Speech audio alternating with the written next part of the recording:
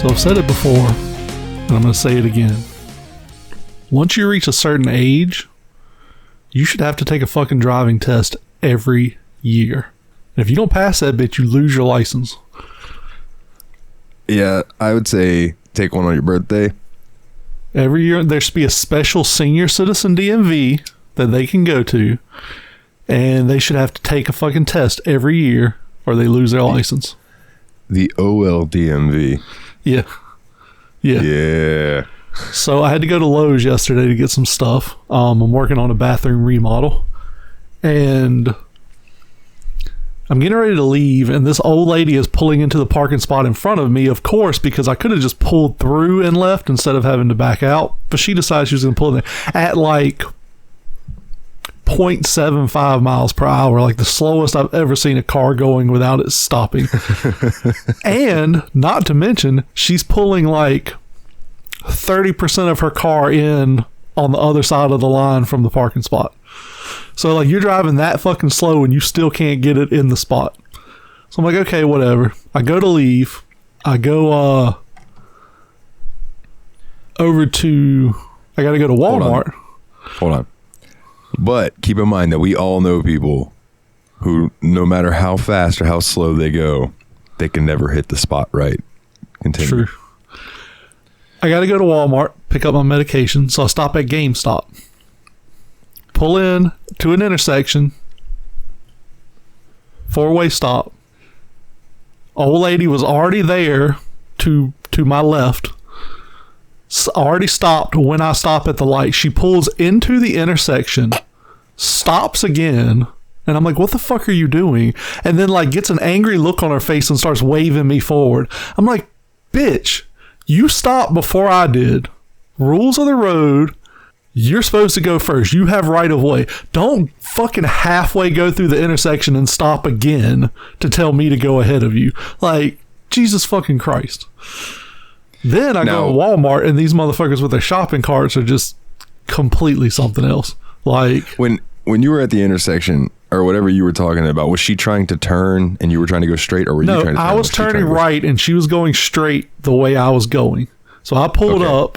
She's already stopped and started again by the time I get to the stop sign and stop. I'm not like driving fast. I don't like slam on the brakes at the stop sign. I'm driving normally. She pulls out, sees me stops her car in the middle of the intersection and waits for me to go in front of her.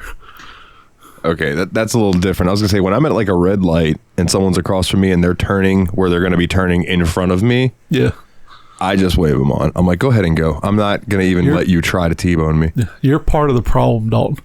I just wave them on and then they go and then I go. Fucking traffic rules. If everybody followed the traffic, if I pull up first and then they pull up, that's a given. I'm going. Yeah. But if we're like showing up at the same time and they're trying to turn where they're going in front of me, I'm just going to let them go because I don't want to go and then them turn into me and be like, well, I thought I was going to go first. That's all. But no, like, that's all.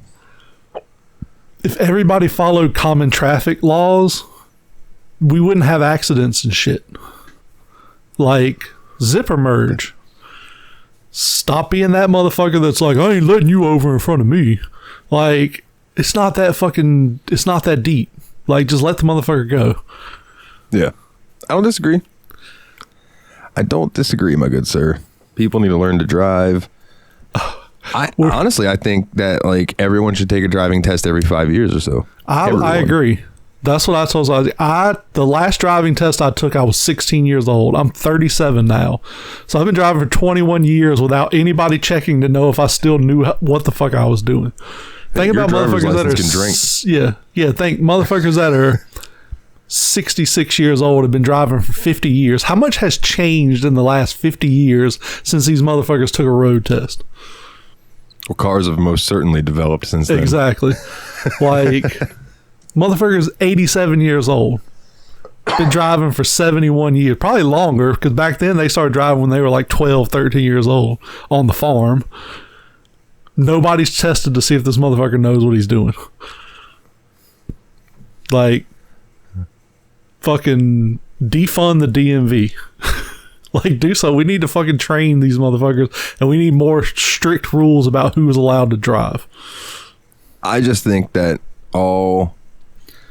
Oh damn! I just saw your song of the week. Good fucking pick, bro. Yeah. I just think all cars should parallel park them fuck themselves. Parallel parking's not that hard. I don't get why people are so adamantly against it. But here's the thing: most people do not leave enough space to adequately parallel park because they're always trying to cram parking spots so closely to each other. Yeah, I can see that. Now, if you're in a little compact small car, that is what it is. You just whip in there. You know what I'm saying? But like when you're in a truck or something like that, you got to be a little more careful because you got a little more ass end on it. You know, and people don't think about that when they're doing these parking spots. So a lot of times it's like, oh, if I want to parallel park there, I'm not going to be able to get out unless one of these cars fucking moves.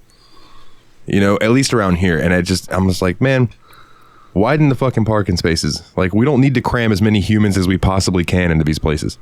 We need to have less humans is the problem. The pandemic didn't work. We need a better one. If Thanos was real and he was able to snap his fingers and make half the population disappear, if that would better humanity and you were one of the people who disappeared, would you be okay with it? Fuck yeah. Because I feel like it would be instantaneous. You wouldn't feel it. It's just poof, you're gone. Yeah. I don't know. Spider-Man felt it. But he has Spidey sense. I haven't seen the movies. Yeah, he has Spider sense.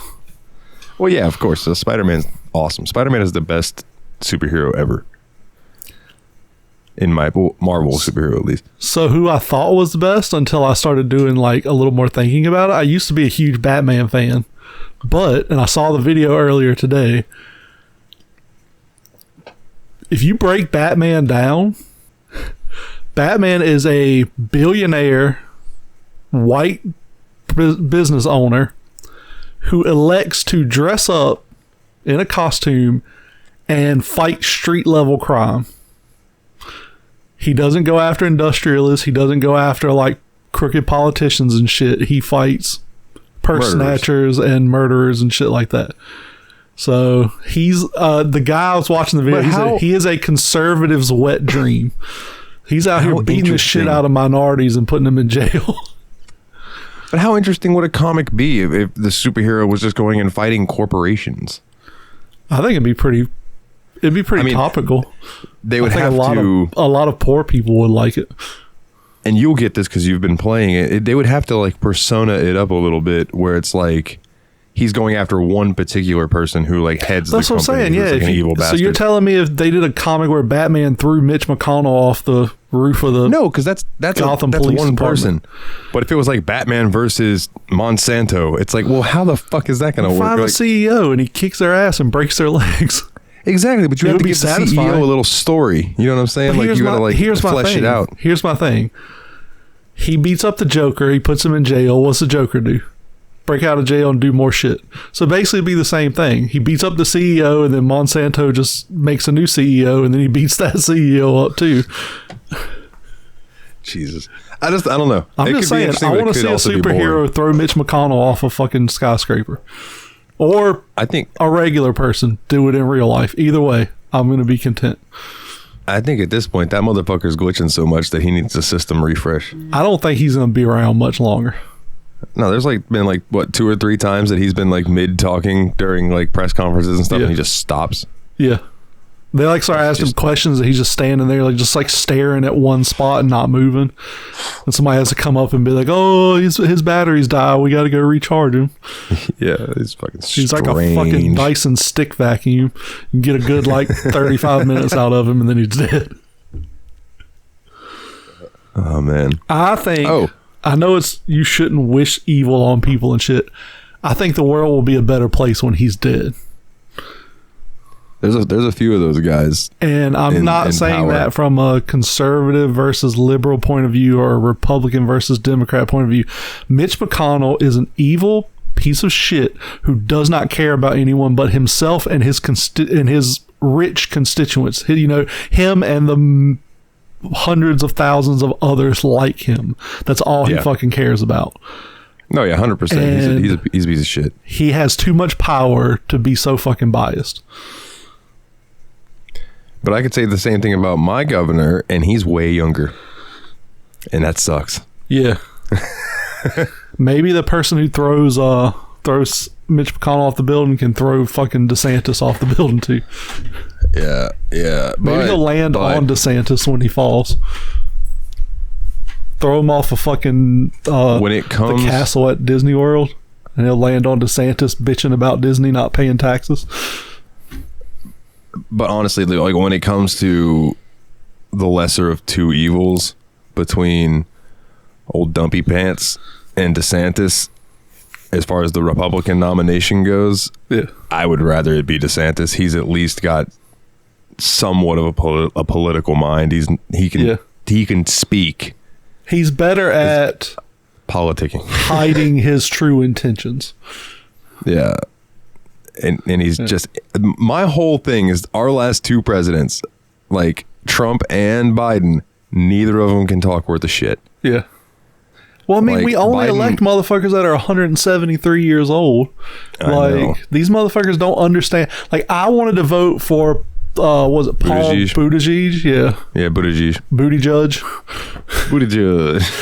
But I wanted to vote for him because I agree with a lot of the shit he campaigned about, but he's young. He understands people our age. But I almost wonder if they're worried about younger presidents being too radical, because think about what happened to the last president who was pretty young. You're saying that in the fact that the last president we had staged a treasonous coup because he lost. I think that's about as radical as it gets. He's a fucking idiot. That's not the point. He got mad at the state of New York and hijacked their COVID supplies. That they told them they had to pay for their own supplies. They paid for their own supplies, and then he hijacked them and sent them somewhere else. Like, yeah, no, that argument is invalid. I would like to see, like, the presidential run be Buttigieg for Democrat and DeSantis for Republican, because then at least it's like two people that are relatively younger. But I think DeSantis is a horrible choice. Oh, he's fucking awful. But who else do they have? They have him and they have Trump. You know why you won't see younger people? Honestly, why I believe you won't see younger people at that final where one of them is going to get elected? Because old people are scared of it. The old money doesn't want young ideals put in place. Yeah. They like that old world. They want shit to stay how it's been, the way they ended up as rich as they are. And they know if you put young people in place, young people want shit like universal health care and, universal mental health care and shit like that. They don't want that because at the end of the day, the rich people who run this country want people like you and I to have just enough to want to keep going to work and paying bills and getting credit cards and shit so we can stay in debt. And not only that, it's like, I see so often that people are like, well, you guys wanted $15 an hour, now milk's $5. Yeah. Guess what? Milk doesn't have to be $5. Yep. They charge $5 for that so they can make a profit on it, because I guarantee you the fucking farmers are not making $5 a gallon off their milk.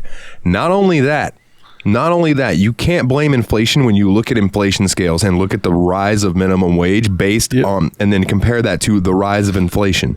The rise of inflation, the rise of the median CEO salary in this country. Yeah, the price of medication. Yep. The price of groceries, dude, everything's getting more expensive, and especially during COVID, because it was like they can charge whatever they want and people are going to pay it, because what the fuck else are you going to do? There's a national pandemic going on. And you know what? They were like, hey, the pandemic's kind of going away. We didn't lower our prices and people are still buying it. Yep. We can just keep it at this price. So now we're stuck with these high fucking prices and no one's doing anything about it, because it's filling the fucking pockets of all the people that are higher up, because they're making buku amounts of money while we're all like, what the fuck happened? Yep. And then we say, hey, we need $18 an hour for retail workers. We need health benefits. And they say, oh, check this out. We bought Walmart says, hey, we bought 30,000 automated self-checkouts. And I saw a thing, I think it was Kroger who did the study, that people use self-checkout like 6-to-1 versus cashiers. It's like, yeah, but you have to think, you have 20 self-checkout kiosks and one person cashier in the store.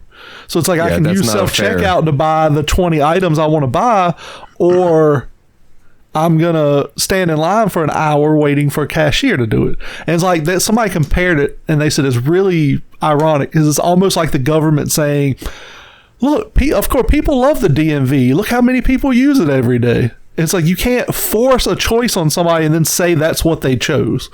Yeah, it's like going into Walmart. You know, you have your, we'll use an example, just use 20. That's a great round number. There's 20 self-checkouts. There are also 20 fucking registers. Yep. With 2 open. Yep. If you were to take that same study, and open up all 20 of those registers with people raring to go, yep, and have the self-checkout, that's your study. You're still going to have self-checkout use because I go in there and I might be getting like 2 things. And I'm like, I'm just going to hit self-checkout. I don't feel like dealing with people today. And I think self-checkout has a place, but you can't say people prefer it when it's the only option you provide. Yeah, and I think self-checkout should be 20 items or less. I can see that. I see people going up to self-checkout and they got a whole buggy full of shit. And I'm like, dude, you're going to take forever. Now, something Walmart does that I agree with is they have the what I'll call the fast lane self-checkout stuff, and then they have it's like a regular register, but it's self-checkout. So you've got the belt you can put all your shit on. And like you said, if you got a cart full of groceries, go use that. That's what I do. Yeah. If I have like 2 things, I go to the little like kiosk where I can just scan it, put it in a bag and go. But yeah, like you said, some people go with, 50 items, just a overflowing grocery basket full, and sit there and scan each little thing. And they've got produce, and they've got a case of beer, and they've got something in a security case that's got to be unlocked. And yeah. But Walmart looks at it as, we can have 20 registers open and have 20 people we're paying $10 an hour to. That's $200 an hour. Or we can have 2 bays of self-checkouts and we only have to pay 2 people. So that's only $20 an hour, and make everybody do the work themselves. Yep. That's like that Bill Burr bit when he's like, he goes, I went into the store the other day to get some things, and I went up and they were like, you can use the self-checkout. And I was like, I thought I was a comedian. Apparently, I also work at a grocery store. Yeah. He's like, so I just took my shit and walked out. He's like, I waited. There's nobody there to bring me up. Fuck it. I'm leaving. That's what I saw. Somebody was like, when I ring up the shit wrong or I miss something, how you going to be mad at me? I didn't get any training on how to do this. Yeah, exactly. I don't know. Yeah, dude. I'm glad we don't have self-checkout at work because it's already annoying enough that we have these fucking touchscreen kiosks for people coming in to do their photo stuff and people doing Western Union. I wish we didn't do Western Union because it is annoying as fuck. It really is. I wish people who were trying to use Western Union would actually research Western Union, but a lot of the people that come in to do Western Union are not the type of people who read. Yeah. Or know how to use computers. I had a guy come in. Because guess what? If they knew how to use computers, they wouldn't need fucking Western Union because they could just use Cash App or PayPal or Venmo or any of the 1,000 fucking services you can use to instantly transfer money to anybody anywhere in the world. They're like, no. Yeah. I'm using Western Union. They probably think that Western Union is still some fucking dude riding a horse with a messenger bag on the side across the country. There's a fucking Western Union app for your phone, I'm pretty sure, too, that you could do shit on if you needed to. So it's like, they come in. Like, I had this guy come in one day. I need to receive a Western Union. All right. And he says, the kiosk is telling me that you're going to need an ID. And I was like, yeah, man. What do I need an ID for? Because I have to know that it's you that's picking it up. Well, then why am I answering security questions? Because they're also there to help me know that it's you. Like, that's so the person sending the money knows it's you picking it up. Because your name is John Smith, and there's 27,000 other people in this country named John Smith. So John Smith walks in and says, here's my ID. And I say, oh, here you go. Here's your $5,000. And then you come in and say, I need to pick up my money. And you're like, oh, sorry, John Smith already picked it up. So he says, man, I don't have my ID on me. I rode my bike all the way up here. And I said, okay. That I still need an ID. I need an ID. He goes, any ID. I said, well, whatever, just but your ID. And he goes, let me use yours. And I just looked at him and went, no. And I told him to ride his bike up to Hitchcock's. But then I'm like, what the fuck? Like, it's so, just people who are so entitled, it just drives me fucking crazy. So he comes back in later, he's got his ID, and like, while I'm doing the Western Union, I look at this ID and I'm like, I'm not even convinced that this is this fucking guy. Yeah. And I'm just like, whatever. Cashed out the fucking Western Union. Bruh, it was $20. Yeah. He needed that fucking rock, man. Dude, are you serious? Like, who even Western Union? How much does it cost to send Western Union? Isn't it like $5 to send Western Union anyways? I don't remember. It's something like that. I'm assuming he does that because, like I said, drug dealers don't usually take Venmo or whatever. Oh, they probably do now. Who knows? You can probably cash out your meth dealer. Here's something that I'm very confused about. We have a lot of, like, not old people, but older people coming in and buying Steam cards. Like 5 at a time. Yeah. And they get them on separate transactions. So I have to sit there and ring up 5 different transactions for these $20 Steam cards. And I'm like, surely you're trading this for drugs somehow. Or something. Why do you need them? I'm looking at you and there ain't no way that you buy enough computer games that you are buying these like weekly or bi-weekly. Yeah. Why not just connect your card to Steam? There's something going on here. Yeah. And I don't know what it is. And I don't get paid enough to care. I'm also very curious at the same time. You should ask one time, baby. Look, I don't give a shit. I'm just really curious. What are you doing with these? Because it may be people like getting fucking scammed. Well, I know we always bring up, like, you know, are you buying these for you or somebody that you know? Yeah. And they're like, yeah. And if they say, yeah, we're not supposed to pry more. Like, because unless we feel like it's like an old person that's getting scammed and might not know any better. But like most of these people who come in, they look like they should know better. My grandson, little Timmy, called me and said he was arrested and he needs bail and he needs $200 worth of Steam gift cards to get out of prison. That, you know, honestly, that wouldn't surprise me. Nope. That would not surprise me if that was a story that I heard. That'd be fucking ridiculous. My thing is, if you get that call, hang up, call the jail and be like, hey, is little Timmy in there? And they're going to be like, who the fuck is little Timmy? You're going to be like, oh, okay. It was like my first or second week at Walgreens. I was working the register and I have this lady come up and she's on the cell phone and she asked me for a pen and a piece of paper. And I figure she's trying to write something down for whoever she's on the phone. So she writes something down and then she passes it to me. And I look down and look at it and it says, please help me. I think I'm being scammed by the person on this phone. And I'm just like, what the fuck what do you want me to do? So I called Jess over, like my shift lead at the time, and was like, here you go. I'm gonna let you handle this. And I went to go do other stuff. And Jess looked at her and she goes, ma'am, just hang up. Ma'am, just hang up. I'm like, just hang up. If they try to call back, block the number. Yeah. I'm like, I don't know. People are weird. People are strange when you're a stranger. So, welcome to Yabs Pod, 24 minutes in. Yeah, welcome to Yabs Pod. How you been the last month, Dalton? I've been good, dude. I've been good for the most part. I've had some downs, but I've had more ups than downs recently, and that's been nice. You'll be happy to know that the last time I was at Brandy's house and we sat down on the couch to watch something, we started Twisted Metal. Nice. That first episode's pretty fucking funny, bro. Oh, it's fucking great. Like, I'm totally gonna steal when someone compliments me. I'm just gonna go, boom. Boom, because that was just Absolutely hilarious.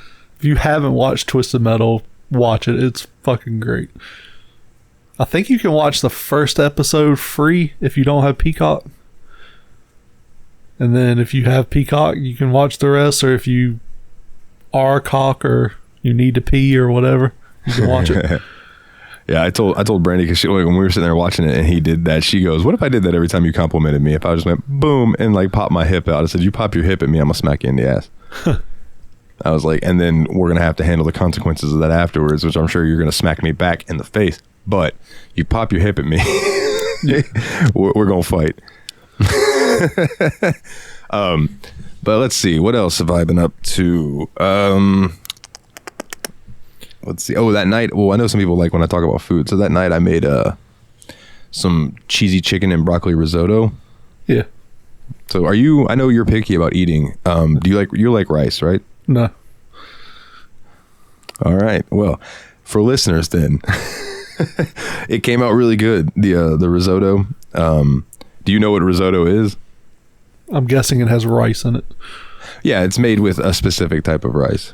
I think it's a arboria rice, and you put butter in your pan, and then you put your rice in there, and you let it toast, and then you slowly start pouring in stock or broth, whichever you prefer, and mixing it and stirring it, and the starchiness of the rice, it kind of starts to absorb it a little bit, and then you end up with this really creamy rice when you're done with it. You just keep adding stock until it's, little by little, and stirring until it's good to go. And then I threw in the cheese, and I had fried up the chicken in the pan, and then cooked the broccoli, roasted it off in the oven. It was delicious. It was really good. So we sat there and ate that while we were watching Twisted Metal. Nice. And it was funny when they showed Sweet Tooth at the end. I said, "You know a funny fun fact? That's a professional wrestler. That's Samoa Joe." I saw something the other day. What was it? It's saying something about WWE being petty about something. I don't remember what. And I wanted to comment so bad and be like, you're asking if WWE would be petty. You realize that Twisted Metal sponsored a show, and in the commercial they aired for Twisted Metal, they cut all the scenes with Samoa Joe's character, Sweet Tooth, from the commercial. Because he wrestles at AEW. Y'all think WWE ain't fucking petty?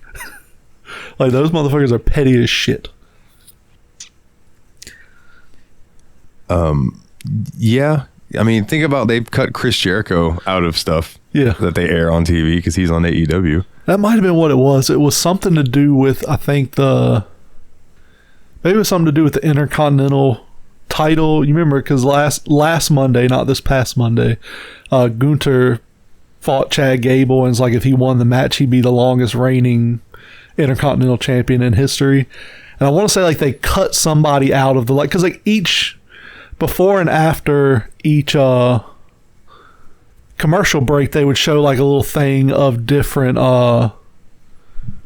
wrestlers who had held the international title or Intercontinental title.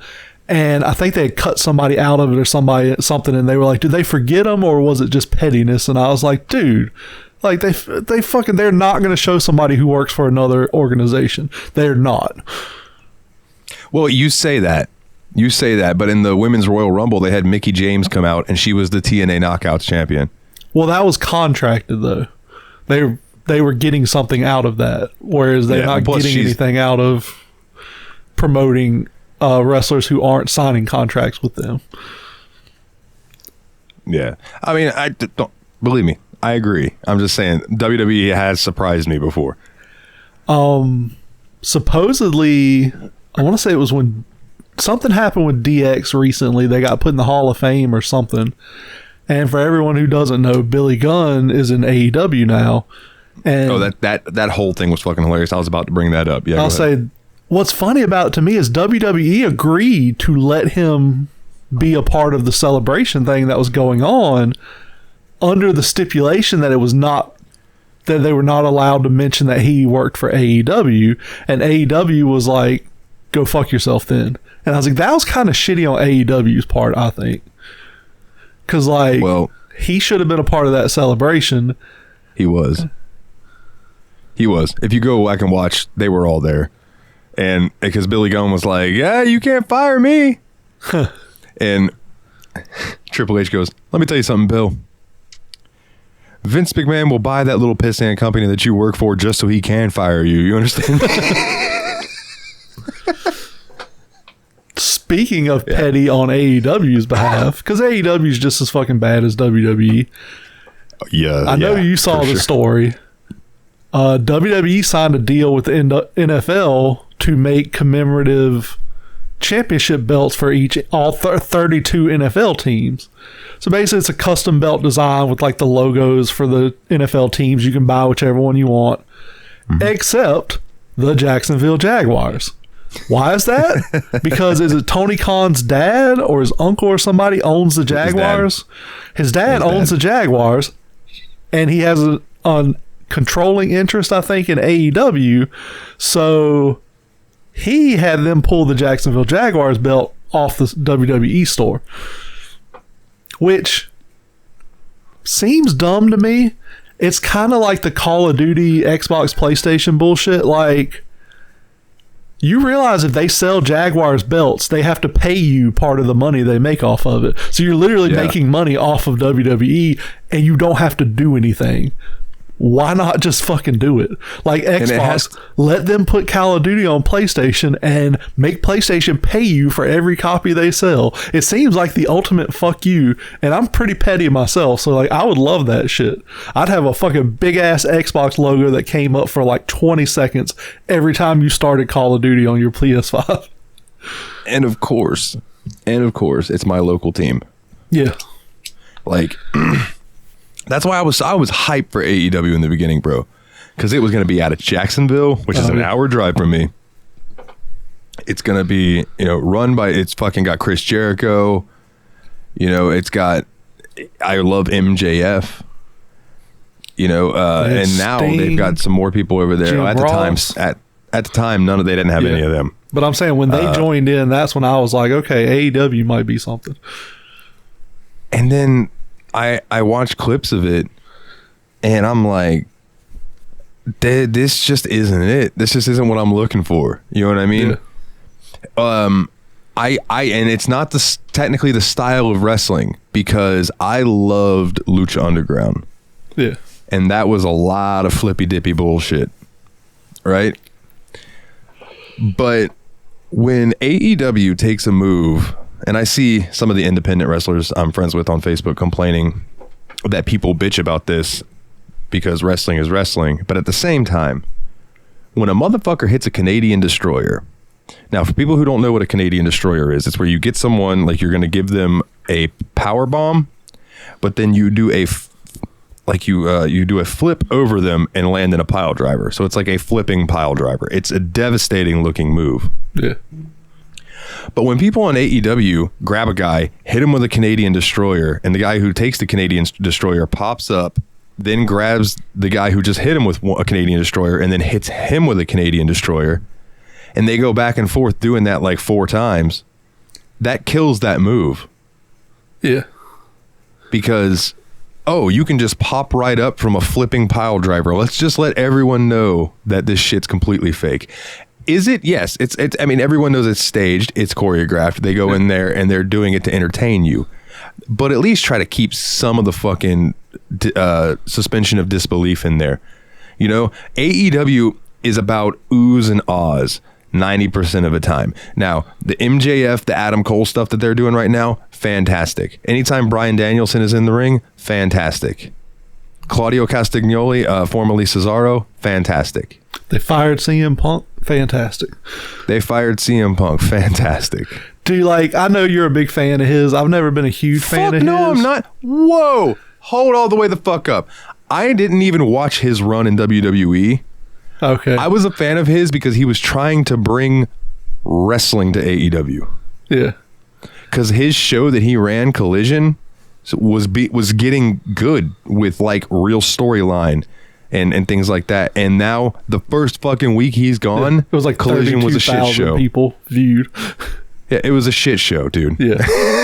But like the bruh, dude is a fucking I'm not cancer. a fan of the guy himself. Yeah. He is a pretentious prick. Now everybody's like, they're going to bring him back to WWE. And I'm like, I don't fucking think so. I think enough people in the back dislike him that they're not going to do that. Dude, Seth Rollins is on record being like, Phil, you're a cancer. Stay far away from our locker room. Yeah. Like, damn, well, they say son. he's that type of guy. Like, I've worked with that type of guy before. He's a type that, like, he wants to question everything, but not in a constructive way. Like, so this guy I worked with, he went to some training with me. And we're in the training, and the guy's talking about stuff, and he's like, raises his hand, he's like, so I used to work at this place, and the guy I work for told me I needed to do blah, blah, blah, blah, blah, and I told him that's not the right way to do it. It needs to be done blah, blah, blah, and he told me blah, blah, blah. So was he right or was I right? And it's like, the guy's like, well, technically you need to do it this way, but that's not my call. And the guy's like, I told him he was wrong. I'm like that kind of person. I could see CM Punk being that guy, like fucking playing management off of talent and shit, and like starting controversy and drama that doesn't need to be there. Like, I could just see him being that guy. He rubs me the wrong way just as a human being. Was it you that sent me? No, I think I just randomly saw it, but it was a promo that Triple H cut on CM Punk back in the day, where he was like, you're all about change. You're all about wanting to come in here and change the industry, change the business. Yeah. He goes, you only want that if CM Punk's on top. Yeah. Yeah. He's like, you only want what benefits you. He's like, you don't want to roll over and put somebody else over. He's like, you only want change, and you only want betterment if it's for CM Punk. Yeah, I sent that to you. Yeah. What a great promo. Triple H, bro, people don't give him enough credit because he fucked the boss's daughter. I wonder if that was a promo, or I wonder if that was a little bit of, I'm getting this shit out where you can't do anything about it. Yeah, because like he can't stand up and hit the boss or whatever in the ring. Like, oh, he could have. He could have. Yeah, it might not have gone well, but he could have. And that shows that CM Punk does have a level of professionalism. A little bit, yeah. He'll save it for the back. Oh, He'll fight you in the back. We learned that in AEW happened twice. Yeah. Did you see the thing about Jack Perry when he was at WWE? No, but for on the record, I think Jack Perry should be fired as well. I agree. I don't think you can fire 100% started that shit. Yeah. So apparently, when Jack Perry was at WWE, something happened between him and the Undertaker. And the Undertaker was like, "Look, you need to not do this or whatever." So he went out in the ring and he did some move, and then like the camera was up close to him. He's like, "I'll do whatever move I want." And so when he got back to the back, Undertaker walked up to him and just fucking punched him in the face and knocked his ass out cold. No. That, okay. Let me clarify for you, because I know you haven't been keeping up with the AEW stuff. Yeah. That was an example of what would have happened to Jack Perry had he been in the locker room back in the day. Oh yeah. I know the post you're talking about, because here's what happened. Jack Perry wanted to use real glass. Yeah, that's what it was. Yeah. And CM Punk was like, "No, dude, you're not using real glass on Collision. Like, we're not doing that stuff on this show." Yeah. And so they're in Wembley, in England, biggest show they've ever put on, one of the biggest wrestling shows ever, if not the. It was a lot of people, like 90 something thousand, I think 80 something thousand people. It was a lot of fucking people there. And Jack Perry and whoever he was fighting had a match on the pre-show, and they used glass, and Jack Perry looked directly into the camera and said, "It's real glass, cry me a river." Yeah. So when he walked backstage after the match, CM Punk was in Gorilla, and he looked at Jack Perry and he's like, "We got a problem?" And Jack Perry said, "Well, you heard what I said out there." And CM Punk went, "You know I could kick your ass, right?" And then they got into a fucking fight. Now here's the part that cracks me up. Little rich boy Tony Khan sitting there in Gorilla. I'm assuming never really been around conflict. Never really grew up in the streets. They've probably never been in a fight. And there's two grown-ass men getting into it, and then one of them's pissed off and lunges at the boss because he's like, what the fuck? Why are you letting any of this happen? I fucking quit. And this, keep in mind, this is all happening right before CM Punk and Samoa Joe are supposed to go out and open the show. And then CM Punk gets fired because Tony Khan felt his life was threatened. Yeah. Bruh. So that's what that post you were talking about was about. If Jack Perry would have tried that on a locker room veteran in WWE, because it had been someone like The Undertaker coming in and just being like, hey, don't do that. And then you said that, and then you come back, and then The Undertaker knocks him out, and then that's the end of it. And then Jack Perry's gone. Boom, you never see him on TV again. Problem fucking solved. Yep. Now, that being said, I understand for business reasons why they gave CM Punk release with cause, fired with cause, right? Yeah. But again, like we mentioned before that rant, I think Jack Perry should get fired too, because he absolutely instigated the whole fucking thing. He did not have to look into the camera, and he did not have to say that. Even if he was, quote, trying to get heat, he knew what the fuck he was doing. Yeah. That's all I got to say about that. While we're on the topic of wrestling, we can get this out of the way, and then we could talk about, I'll talk about my weeks, and then we can talk about your weeks. We lost Terry Funk. Rest in peace to one of the greatest of all time. Terry Funk was the man. Here's something to keep in mind. Champion. The hardcore legend. Something I want everyone to like really like listen to me when I'm saying this. Terry Funk and his brother Dory Funk Jr. were the first American baby faces in Japan after World War II. Like for years and years after World War II, any American that went to Japan was automatically a heel. Bad guy. Terry and Dory Funk Dory Funk Jr. were so good that the Japanese people loved them and they made them baby faces. That's a major turn. Yeah. Because of how popular pro wrestling was at the time in Japan. It may still be. But like that's a big fucking deal. So like I don't think Terry Funk gets enough credit for the impact that he had on the business. And kudos to you, my good sir. And then go back and watch some of his ECW stuff. Perhaps even sadder than Terry Funk, because he wasn't ancient, but he was an older guy. He lived a good life. Wyndham Rotunda, aka Bray Wyatt. I was flabbergasted when I heard that. I was like, because like they were talking about he had just been medically cleared. They were working with creative to figure out his return strategy, like, and then just all of a sudden, bam. And at first I was like, no way, it can't be real. This has got to be some bullshit. Yeah. Yeah, man, 36? 36. Fucking only 5 years older than me. A year younger than me. Dude, way too early. One of my favorites. He was so good on the mic. His characters that he came up with were outlandish, and I loved them. Oh, yeah. He could weave a story. Yep. Sometimes his promos didn't really ever go anywhere, but I didn't mind because it captivated the shit out of me. And to think that we'll never, like, no more Bray Wyatt, no more Fiend, other than in the video games. Yeah. Yeah, it's a hard pill to swallow, dude. Yeah, it really is.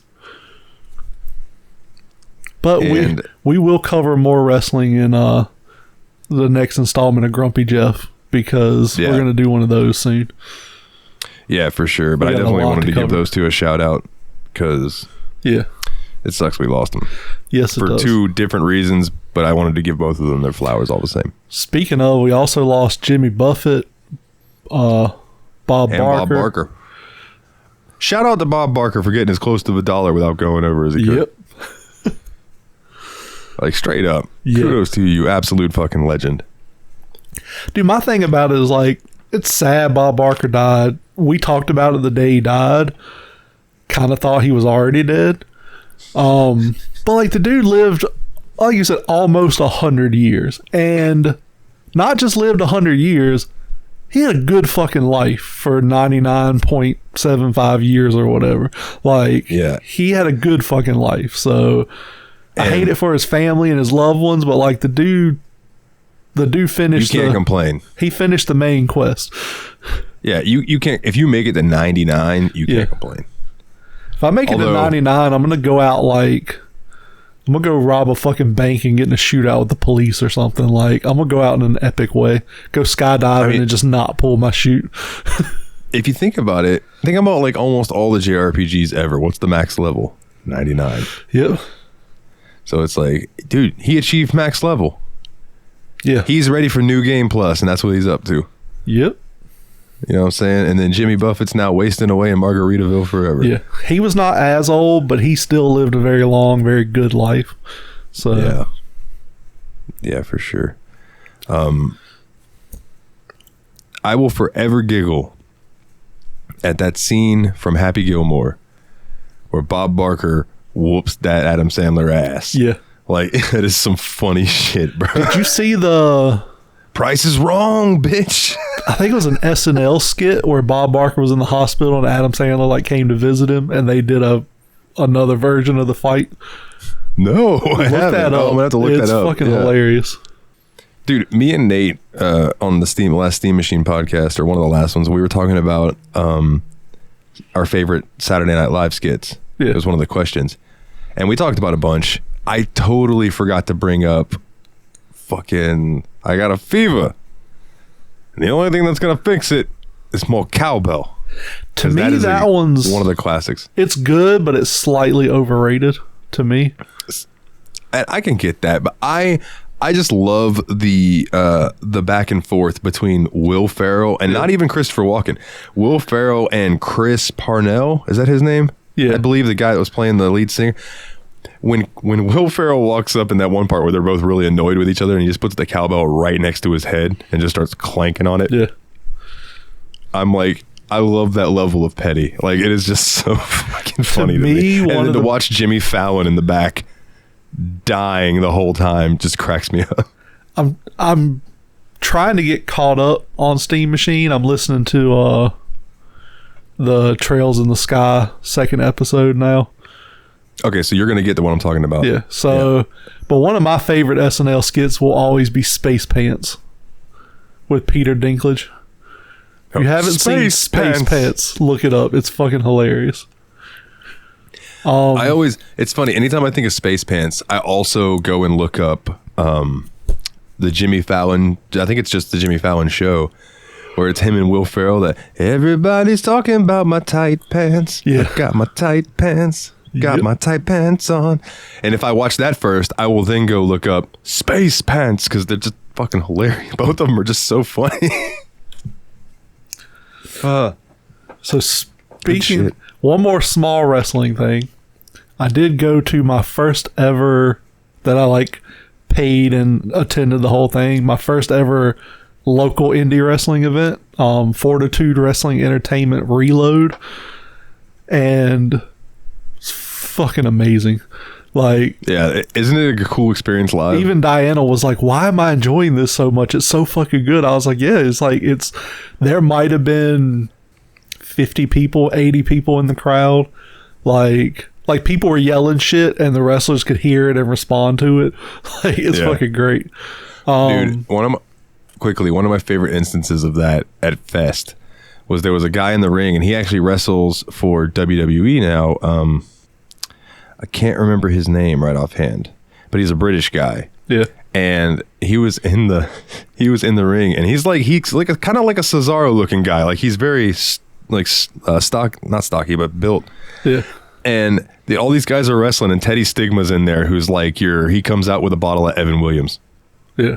And he handed it to me one time and said, "Take a swig, brother." And I took a swig and it's legit Evan Williams. Like, it wasn't sweet tea. I took a big old gulp thinking it's straight liquor. So anyway, he comes out sipping on that and they're having like a fatal 4-way thing. And these 3 drunk guys in the crowd start chanting, "Fuck the Queen, fuck the Queen." And the match just stops. And the British guy just stares at them with his mouth agape. And Teddy Stigma comes over and he leans over the rope and goes, "Guys, seriously wouldn't chant that." And then the guy went and got the mic and in his sultry British gruff, cut the most scathing promo on these 3 frat boys that I had ever heard in my life, and it was he got a standing ovation from the rest of the crowd. It was fantastic. Nice. Anyway, continue. I love wrestling. But yeah, I got to meet Chavo Guerrero, which was really cool. Fucking sweet. Hell yeah. Yeah. It's funny. I tell Brandy all the time, I'm like, I know you don't care about wrestling, because she was with me and my buddy Danny when we watched Brock Lesnar beat The Undertaker, and me and Danny are losing our goddamn minds, and she's like, why is that such a big deal? What happened? I had to explain it to her because she doesn't know. But I told her, I'm like, I want to get you to go to a wrestling show with me. Yeah. Because it's so different live. Seeing it in person, it's a whole other energy than just watching it on TV. Oh, yeah. But yeah, continue. I'm glad you got to go. And I'm glad that Diana went with you. Yeah. I love it because she will go with me to anything I want to go to and find joy in it. And it's just so refreshing to not have to deal with I don't really want to do that. I know how you feel, dog. We haven't done a show since I went to Mad Monster in Concord. That was an event. So it was a horror convention that's put on. It's all over the place. I think there's one coming up in Tampa that we want to go to, but I don't think we're going to be able to. But Doug Bradley was there, who played Pinhead in Hellraiser. Peter Weller was there, who played RoboCop. Robert Patrick was there, who played the T-1000 in Terminator 2. He was in Sons of Anarchy. He was the Grand Dragon and Peacemaker. Dude's just been everywhere. I know you're probably looking him up. You'll definitely know who Robert Patrick is. Oh, no. I know who Robert Patrick is. I'm putting my phone on vibrate because I keep hearing it go off and I'm like, shit. But Rose McGowan was there. She was awesome. So we go in, and she wanted to meet Rose McGowan. She'd never been to a convention before. She'd never met a celebrity before. And I usually just go get an autograph. I speak to him for a second. I go on about my business. So we go over to Rose McGowan's line. We get in line, and we get up to the table, and I was like, do you want a picture with her? And she's like, yeah. And it's like $60 to take a photo with these people. So I'm like, she was so flustered. I was like, okay, I'm going to pay for it. We get up to the table. She's like barely saying anything. She's like, and I was like, I'm just talking because I rarely get starstruck. It's happened a couple of times, but usually I just treat them like people. Yeah, they're people. Yeah, exactly. Then I'm like, all right, well, I want to go ahead and get Robert Patrick because his line's not that long. So we get in line for him, and she doesn't know who he is until she sees him. She's like, oh, he's that guy from that motorcycle show, because she watched the first season or 2 of Mayans. She'd never seen Sons of Anarchy. I was like, yeah, he's in that. I'm like, do you want an autograph? And she's like, oh, no, probably not. So we get up there. She starts getting flustered again. And so I'm like, I'll pay for a picture. I was like, we'll take a picture. So we get up there. She doesn't say a word. I'm like, oh, hey, how's it going? I had a Terminator 2 VHS I wanted him to sign. I was like, oh, yeah, I'd like to get you to sign this. He said, oh, that's good that you brought it because I ran out of Terminator photos. And we're talking a little bit, and she wouldn't say a word. So I'm like, all right, well, we want to take a picture with you. So she gets in, we take the picture. She said, when we were walking up in the line, she's like, he hugged the people in front of us. She's like, I want a hug. So we got ready. I was like, she wants a hug. And he gave her a hug. And she was like, oh my God, I can't breathe. We're walking off, and we go get in Doug Bradley's line.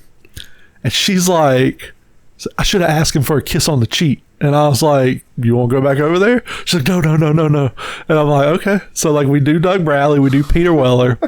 And she's like, okay, I changed my mind. I want an autograph from Robert Patrick. I was like, okay, because he had some Sons of Anarchy stuff on his table. I was like, all right, we'll go back. So she goes back. She gets her money out. We go up there. And I was like, she pays for the autograph. I'm like, are you going to talk to him this time? She's like, yeah. So we walk to the side. I'm like, hey, we're back again. He's like, hey, I recognize y'all. And I was like, she said she was going to talk to you this time. He's like, all right, Diana, what do you want to talk about? She's just like, and I was like, tell him the show you like him in. And she's like, it's the Sons of Anarchy. And I was like, you didn't even watch that show. I'm like, he's like, starts telling her this story about Sons of Anarchy and stuff. And then I'm like, you going to ask him your question? And she was like, what question? And I was like, she wants to know if she could have a kiss on the cheek. And he was like, what? It's like, I can't do that. And I was like, oh, okay. He's like, but you can give me one. And so she leans up and gives him a kiss on the cheek. It's just, they say goodbye to she's like, oh my God, oh my God, oh my God. And I was like, I didn't think about it at the time, but I told her after, I was like, I didn't think about it, but if he gave you a kiss on the cheek and I like recorded it or something, we could claim sexual harassment or something like that. I was like, that's probably why he said he couldn't do it. I was like, I completely understand that. She's like, yeah, that makes sense. So we wandered around, we bought some stuff, just had fun. But it was, dude, seeing her that flustered, we got home and we started watching Sons of Anarchy, and we're in like the end of season 2 right now, I think. And the dude that plays Opie, Ryan Hurst, she thinks is just as hot as fuck.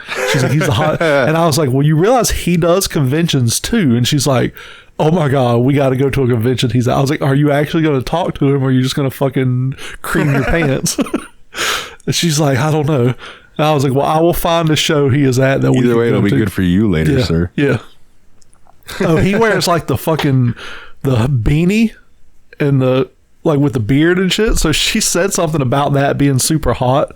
He wears like a flannel with the cut and stuff. So you go and put a beanie on? So when she was in the bathroom, I went and put a beanie and a flannel on and came in there. I was like, is this what you want? And she's like, oh my God. So she wouldn't look at me. She's like, stop, take it off.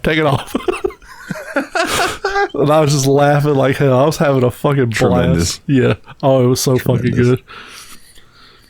But let's see, what else have I been up to the last month? I think that's the major stuff. I went to I don't know if we covered the Rob Zombie and Alice Cooper concert. I don't know. I know Zombie's good live. Zombie was amazing live. Alice Cooper was good. You could tell he's 75 or something like that. So he didn't like jump around a lot on stage. He kind of stood in place and moved his arms around, and he'd walk back and forth every now and then. He put on a hell of a show though. I was gonna say, he still has a really cool stage show. Oh yeah, his stage show is really cool. Because like Alice Cooper's whole out real quick, because I just heard him. He was on Busted Open talking with Dave LaGreca, and his whole thing is, Alice is a bad guy. Yeah, like Alice, the character, is a villain. So like that's why he comes out. Did he open with "I'm Alice"? He opened. What the fuck did he open with? Something I know, like I think "I'm Alice" is like the second song he plays, and that's like the introduction to his character. When he came out, he had like a wanted poster with his picture, like wanted in North Carolina, and he was behind the poster. And then like he walks out of the poster and I forget what song it was, but yeah, like he had one really cool one where what's the Frankenstein song that he does? Oh, it's called "Feed My Frankenstein." Feed My Frankenstein. Yeah, he did that one, and like had like a 12 or 15 foot tall Frankenstein come out and was like dancing on the stage and shit. He had one where he had a straight jacket on, but then they roll a guillotine out onto the stage, and he like goes and gets put in the guillotine. His wife comes out in like a full Victorian get up and like pulls a guillotine handle, like cuts his head off, and then pulls the head out, and it's like super realistic looking fake Alice Cooper head. And like walking around the stage with while he's like singing in the back. So cool. Oh yeah, that show's awesome. Filter and Ministry open for him. Ministry, their music's great. They don't do a lot on stage, but their music's fucking great. And then Filter, they're about the same. They don't do a whole lot on stage, but they were the opening act, and they only played for maybe 30 minutes, if that. Yeah, I know for a fact they played "Hey Man, Nice Shot." I'm more interested. Did they play "Picture"? I think so, yeah. 'Cause you wanna take my picture. Yeah, they did. Yeah. 'Cause I won't remember. Yeah, because that's a good song. Because he did the whole thing where he was like, "Oh, this crowd's so beautiful." He's like, "Let me take a picture real quick." And it's like, that cheeky bastard. Yeah. Yeah, he did that cheesy ass segue into it. Do you know what's funny? Is we went to a concert one time. It was me and my dad, and the opening band was Non-Point. Yeah. My dad cannot tell you a name of their song. My dad cannot tell you anything about Non-Point, but he remembers them because he thought it was so cheesy that the lead singer did the Undertaker like thumb across the throat and mouthed the word "non" and then made guns with his fingers and went "point." And my dad remembers that. He's like, yeah, that's that band where the guy was like, "Non-Point." I'm like, that's what you remember, that whole concert. It was fucking Non-Point, Stone Sour and Disturbed and Flyleaf. it was a Non-Point, Flyleaf, Stone Sour and Disturbed. Nice. What a good show that was. Oh, Rob Zombie was fucking great. One of my new favorite Rob Zombie songs is Well, Everybody's Fucking in a UFO. He played that one, and it just fucking had like the same dude, like with the giant costumes, came out in like an alien costume. It was like fucking dancing in the back and shit. That song's very Primus-like.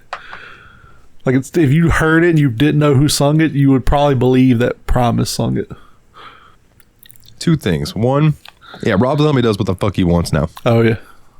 Also, Rob Zombie's getting ridiculous with the names of his songs. He's going 2000s emo bands with it now. Yeah. And Manson's not much better with his Armagoddamn motherfucking Geddon. But, to be fair, the song was called Well, Everybody's Fucking in a UFO, and the chorus is, well, everybody's fucking in a UFO. Okay, you just proved both my points. Yeah. Like I said, the song's fucking great, though. If you haven't heard it, listen to it. It's fucking great. If I'm going to recommend Zombie to people, I'm usually like, yeah, check out his first couple albums. They're really good. If you really like those, you can delve into his newer stuff and see if you dig it or not. Dude, the newer stuff's fucking good, too. It's just different. That's all. Still, one of my favorite all times is Feel So Numb. I feel so bad. I feel so numb. Yeah. Yeah, that's a great fucking song, dude. Yeah. Back in the sun. What have I done? Damn, son. I'm gonna be doing some vocal covers today. I think I'm gonna have to do that. I'm gonna have to do some Alice Cooper. So I'm 18 and I don't know what I want. That's my favorite Alice Cooper song. See, my favorites are Feed My Frankenstein and Your Poison. He played Poison. He played Feed My Frankenstein. He played 18. Blowing through my veins. He closed out with School's Out, of course. Yeah, that's one of my least favorite songs by him. Yeah, it's not a bad song. It's just I've had to listen to it for my entire life. Yeah. And it's just it's too, I don't want to sound like a douchebag, but like it's too mainstream of a classic rock song. It's angsty, yeah. Oh yeah, I get, dude. Okay, let's talk about some classic rock real quick. We're getting old. Yeah. I'm on the way to work the other day, and I flipped on classic rock station, and the song that was playing to me was "Do You Have the Time to Listen to Me Whine?" And I was like, "Are you fucking serious?" Yeah. Are you? And then later on, I got into the car and I flipped on the classic rock station, and it was, "Well, I guess this is growing up." And I'm like, dude, Green Day and Blink-182 are now on classic rock stations. I mean, I get that Red Hot Chili Peppers gets played on there because they're late 80s is when they started, but like, dude, now we're getting into where 90s is classic rock. Shit. I told my dad, I said, Fall Out Boy or some shit on there. I told my dad, I said, pretty soon, like within my lifetime, it's going to be like, you're listening to 101.9 classic rock. Coming up next, we've got Through Glass by Stone Sour. Yep. Oh, it's going to sting. It's going to sting. Yeah. Oh, man. I tell you, I think they had a glitch in their system, though, because I flipped on the classic rock station and heard, "I'm happy. I'm feeling glad I got sunshine in a bag." And I'm like, that song's not old enough to be on the classic station yet. Hold on. That's a 2000 song. Finally, someone let me out of my cage. Now time for me is nothing because I'm counting the wage. Came out 22 years ago. So it's old enough to be classic rock now. What is life? That song came out when I was 9. Really? 2001, 22 years ago. Fucking A. And Green Day's Dookie came out in 1994. So almost 30 years ago. So yeah. Bite my lip and close my eyes. Take me away. That wasn't on Dookie though. No, I know. Tired and bored and nowhere fun, and I'm jerking my dick. You're gonna turn. It's gonna be fucking Marcy's Playground. Oh, fucking I smell sex and candy. Yeah. Now I'm curious. Yeah. Who's that lounging in my chair? How old does a song have to be considered classic rock? I think it's 25 years. According to Masterclass, the classic rock genre encompasses rock music made over 3 decades, from 60s psychedelia and 70s album-oriented rock. So Masterclass.com classifies classic rock as 60s psychedelia, 70s album-oriented rock, 80s college rock, heavy metal, and 90s grunge. Okay. That's weird. This Wikipedia says typically classic rock stations play rock songs from the mid-60s through the 80s and began adding 90s music in the early 2010s. Okay. So I'm going to flip on classic rock and hear some Spin Doctors. I'm going to say, in my personal opinion, classic rock is a genre, and it's more like the 70s and 80s rock music. I guess is what they call like album oriented rock. Like the album hits of the 70s and 80s is classic rock. Your Guns N' Roses, your Aerosmith, that kind of shit. AC/DC. Loving an elevator, loving it up while we're going down. Yeah. L-O-L-A Lola. The song about crossdresser. Y-O-D-A Yoda. So, how about you? How's your last month been? My last month has been interesting. Had a rough couple days a few weeks ago. I got through them, obviously, but I mean, I'm all right. Like I said, I went over and saw Brandy. We cooked dinner, and we watched Twisted Metal. I spent some time with Daphne.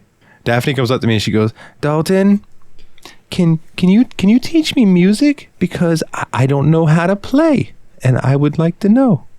And I was like, "I will absolutely teach you anything that you want me to."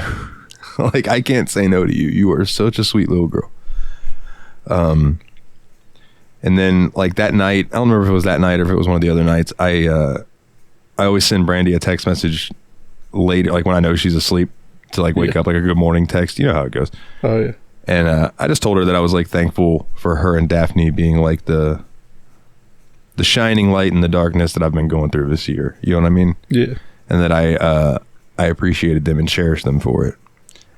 And typically I'll wake up with like a, good morning, have a wonderful day, dear, or things like that. But that day I woke up with one that said, "We've been trying to reach you regarding your car's extended warranty." Fuck you. I was not expecting that. No, it was like, "Thank you for being in our lives, dear. You really have been our rock, and we love you." And that shit made my whole fucking day. Like, nothing bothered me that day, because it was just like, sometimes that's all it takes. You know what I mean? And it was nice. So work stuff. Man, as bad as I want to quit, I really don't want to now. Oh yeah. So we've had some new people start. Well, let me get the annoying things out of the way, and then I'll get on to the better things. So last night I go to do trash because now she's been scheduling me 2 to 10:15 instead of 2 to 9. Yeah. And then scheduling the 5 o'clock person 5 to 9. Yeah. But also now the 5 o'clock person doesn't have to do chores. They just have to work the register. So I have to do all the work throughout the day and do chores now. And I'm like, man, I could really use a raise. And I keep mentioning that. And I keep getting, I don't even know if we've had an episode since this happened where I was like there was 2 weeks where I worked like 6 shifts by myself because everyone kept calling out. And I told Trisha, like Trisha's like, well, I'm starting to wonder if it's you, Dalton. And I went, really? Because I'm starting to think I need a raise. Like straight up, out loud in the store. That's what I said. And she goes, Now, I don't get paid more. She goes, I don't get paid more just for working harder because I work harder all the time when people call out and yada, yada, yada. And I just went, you're also on salary. Yeah. You make manager wages. We are not the same. And I just went back to doing what I was doing. And she shut the fuck up. And it was smart of her to shut the fuck up. Yeah. Because I was right. Yeah. Like, bitch, I'm right. I've been here a whole year and you haven't given me a raise. Give me a fucking raise. So anyway, doing trash last night. And for the umpteenth time, I go to pull one of the bags out and somebody had dumped a half empty fucking coffee drink in there. And of course it spills on me because the bags are thin. They don't double bag them and they stuff them full as fuck because they suck. Yep. And so I've been leaving notes in the office on the little pin board thing that all of the like schedule gets pinned on it and all the other bullshit's up there. And it just, all I write is, pour your drinks out before you throw them away. Thank you. And then every day when I go into the office the next day, it's been taken down. Yeah. So yesterday, I got a hair up my ass about it, and I'll probably get in trouble for it, but it's okay. I was up front, and I printed out one of the labels that we use for online orders. They're sticky labels. Yeah. So I printed one out that was blank, and I wrote on it, please pour your drinks out before you throw them away. Thank you. And I took that sticky thing and I slapped it on the fucking wall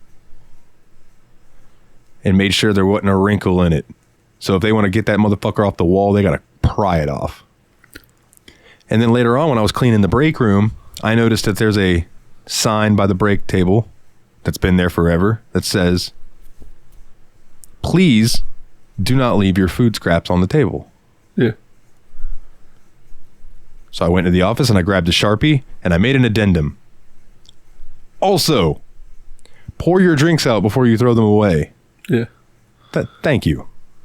Because I am getting sick and tired of getting other people's gunk on me while I'm trying to do the trash because they just don't care. Yep. You know what I'm saying? I will start double bagging every fucking trash bag and trash can in that place, and we will go through trash bags twice as fast. But I am so tired of having to work the rest of my shift after doing trash with trash gunk on my fucking clothes. Yeah. It's not cool. It's not cool.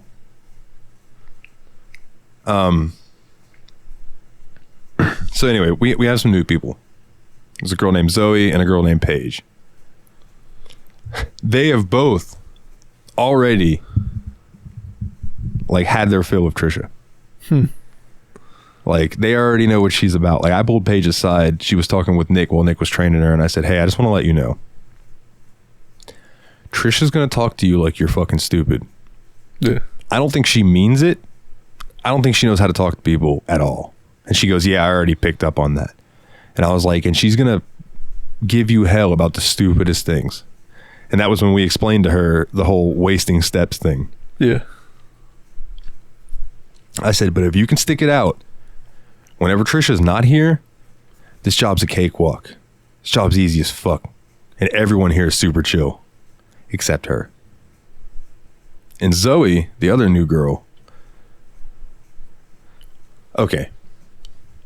So, she comes in and she starts. And I tell Melanie, man, new girl is really pretty.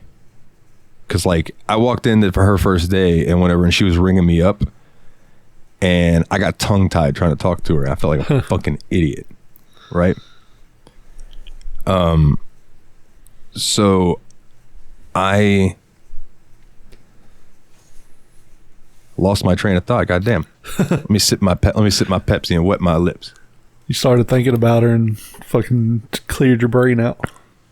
Yeah, apparently so. So anyway, I went in the office and I was like, Melanie was in there. I said, holy shit, new girl was really pretty. Like I literally just got tongue tied trying to talk to her. She's like, no, you didn't. So flash forward 2 days.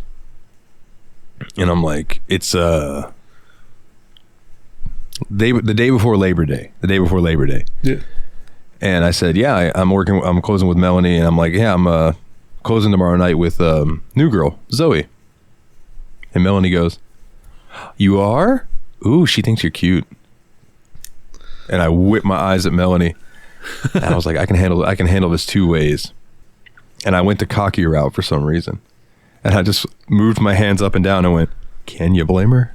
And then I went, no, why did you tell me that? Now I'm going to be thinking about that the entire time. And she just laughs. She goes, she's also single and her last boyfriend was apparently a piece of shit. So she needs a good man to show her what's going on. I'm like, Melanie, stop telling me these things. Gotta love it. So the next night I'm working with Zoe. And it's literally me and her. That's it. Pharmacy was off that day and we didn't have any help scheduled and the closer called out. Fun time. Literally just me and her all day. So I had 8 hours to get to know this girl. So without like going into like, well, actually none of you really know who she is, so it doesn't matter. But like without going into too much detail, she moved down here to get married to this guy. Or she moved down here to be with this guy and they were going to get married and stuff. When she got down here, he was seeing someone else. A tale as old as time. So she's, getting over that. And she was like, and I mentioned to her, I said, what's funny? And this was like hours after we had been talking all day and stuff. And I was like, what's funny? I said, I absolutely got tongue tied the first time I tried to talk to you. And she goes, yeah, Melanie told me about that. I was like, God damn it, Melanie. I'm like, Melanie, I see what Melanie's trying to do. And she goes, but like, I don't want you to, she's like, I don't want you to try anything or and that's not how she put it, but she was just, basically she told me she's not emotionally available. And I was like, oh, no. I said, don't take this as me trying to get with you or anything. I was like, that's not what I'm doing. Yeah. I just think you're pretty. I was like, I just think you're really pretty. That's all. I was like, and I might try to make you smile and make you cheer up and feel better because I know how it is to get your heart smashed and not really have anybody to be there to help cheer you up. I was like, but don't take it as me trying to get with you or flirt with you. Like, I'm just, being me. And she's like, well, I appreciate that. And I appreciate you telling me that. And I'm like, yeah, no worries. I feel like right after that, when you say that's just me, we should start playing the Always Sunny theme music, and just a black card comes up and says Dalton gets sent to HR. No, I'm not. Jesus Christ. So we're walking towards the I have to tell this part because this is integral to the part that I need your opinion on. Okay. Yeah. So we're walking towards the office and she's a very religious girl. She has a close relationship with God. And it's funny because two of her best friends is this married couple, and the guy, Mitchell, literally grew up with me down the road I live on. So I was like, oh, small world, right? So anyway, we're walking towards the office and she looks at me and she goes, well, don't take this in a sexual way. Like, she goes, it's not just a sexual way thing, so don't take it that way. But like, she goes, I'm very religious, so I like the guy to be the dominant one in the relationship. Like, I want him to like he makes the final decisions. I can give my opinion, but really we're gonna do what he wants to do, and all that kind of thing. And in my head, I'm like, word, that is so different than what I'm used to hearing. Because every girl that I know is very much girl power. You know what I mean? And I'm for either. Whatever makes you happy, whatever floats your boat. I'm going to say, I will always support Go Women. I'm going to say, to me, that kind of woman, that's kind of a red flag to me. Like, personally. Well, again, I'm not trying to date this girl. Yeah. But, so I was like, okay, that's interesting enough. So keep that in mind. So, it was a little bit later, like a few days later, maybe 2 days ago. I guess time doesn't really matter when you're doing a podcast. Yeah. We were at work And again, it was just me and her. And we were in the office. And I mean, dude, she had been zinging me all day. So do you remember, have you noticed that I do not have any facial hair? Yes. Okay. Do you remember me telling you about the conversation I had with my buddy Nick the one time where he was like, Dalton, you like that shit on your chin? And I was like, yeah, I like to play with it and stuff. He goes, well, girls don't. You should shave that shit. Yeah. Okay. I told that to her the night that we closed by ourselves, and she thought that was funny. So flash forward, I'm up front, I'm talking to her and I'm talking to Mike. And I look from talking to her and I start saying something to Mike and I hear her say, yeah, you need to shave. And my eyes dart back over to her and then I look back at Mike and I just keep talking to Mike. So later on I walked up to her and I'm like, did you tell me I need to shave? Yes, I did. Why? What's wrong with my facial hair? You look like Shaggy from Scooby-Doo. Damn, I said, well, Zoinks, Scoobs. What's wrong with that? She goes, I just think you might look better clean shaven, that's all.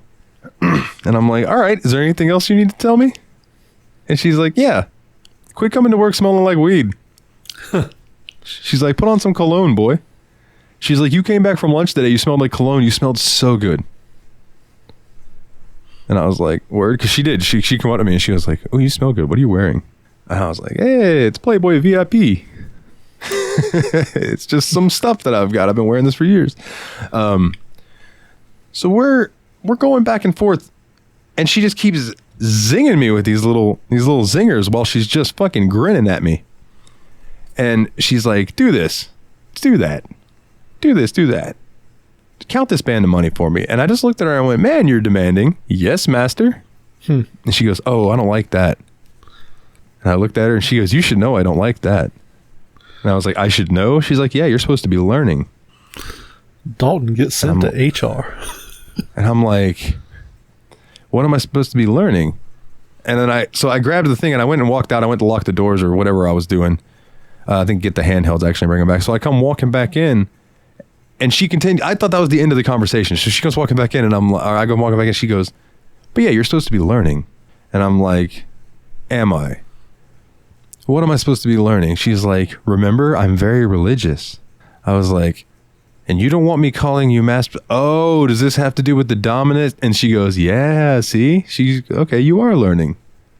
And I was like, okay, so you'd rather call me master. And then she just looks at me and smiles and goes back to doing what she's doing. And I was like, gotcha. So I said, that's okay. You keep copping attitude with me. I know how to handle girls with an attitude. Now, pen in that. Whenever people come up to the register, I don't say, hi, how are you today? I say, how you doing? Just like that. How you doing? Did you find everything okay? All right. To the point that she thought that I was from up north at first, until I told her I was from Jacksonville. Yeah. Now, take the pen out. I said, I know how to handle girls with attitudes. She looks me dead in the fucking eyes and goes, what, do you just put on your little fake Brooklyn accent and talk to him? And I went, damn. And I said, no, actually. And she's like, well, what is it then? So I'm walking over to her and I leaned in and I said, because girls with attitudes, they like to pick at things that they don't know. You understand me? I said, you cop an attitude with me, but yet, and I leaned in a little closer. I said, you have no fucking idea what you're getting yourself into. And she just looked at me and grinned and was like, yeah, okay. And went back to doing her thing. And like, I could go into more. I don't want to ramble on too much, but there were a lot of these little moments throughout the entire day. Dude, if I was a betting man, I would think that this girl might be flirting with me a little bit. Now, again, not trying to date her. I don't think she's trying to date anybody. But it's nice to have somebody to like jokingly mess around with. Yeah. You know? So I went home that night and shaved that shit off. I did. I was like, because I warned her when she told me to shave. I said, okay, I'm going to shave. I'm going to shave just so you can see it and be like, you know what? You're right. It looks awful. Grow it back. Yeah. So I go walking into work yesterday and she comes walking by me and she looks at me and she takes her hand and does it across her chin, like referencing that it's gone. And I went, yeah. I said, it's all gone. She goes, it looks good. And I went, Yeah, this really pretty girl told me that I should shave it off to see what it looks like. So I figured I'd do it because she's very sweet. And she just looks at me and she smiles and she goes, well, I'm glad you listened to her. It looks good. And I'm just like, fuck! If it makes you feel any better, I think you look like a dildo. Thank you. Thank you. Yeah. But to be fair, you didn't really have a beard either, so... No, dude, I just had a little chin hair that I like to play with. Yeah. That I literally is kind of lame. I grow it out, like, because sometimes when I'm driving, instead of like putting a dip in or chewing gum, I would just sit there and like fiddle with my chin hair, and that would like keep me from using nicotine. Speaking as stupid as that sounds, that's how I quit cigarettes. Speaking of hair, I'm like trying to grow my shit out.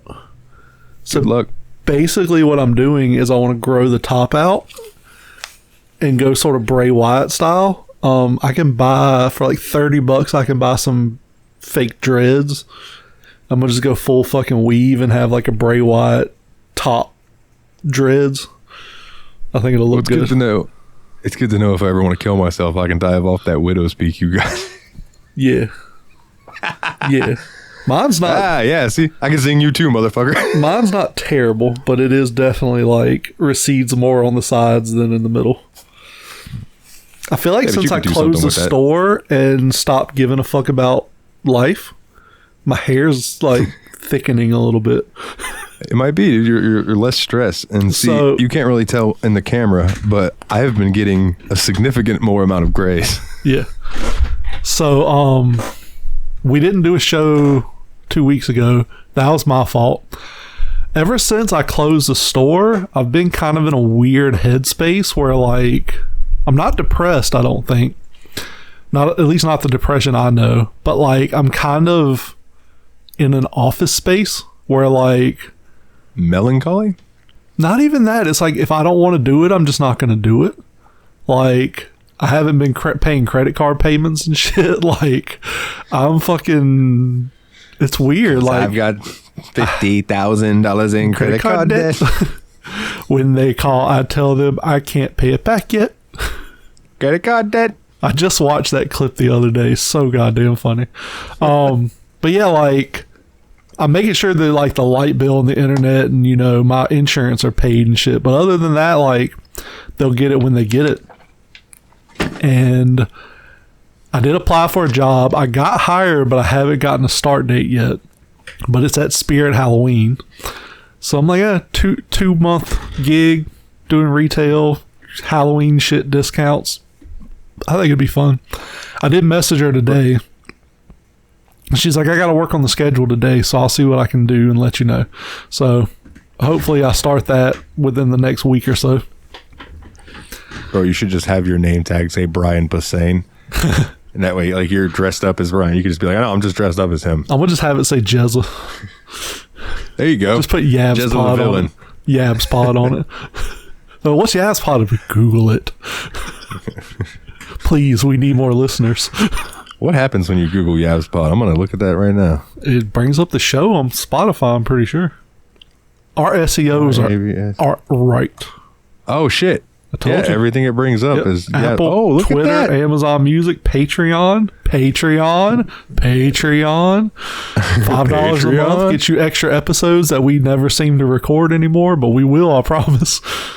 You know, we discussed one today. We discussed an idea for Patreon today. We did, dude. Yabspod.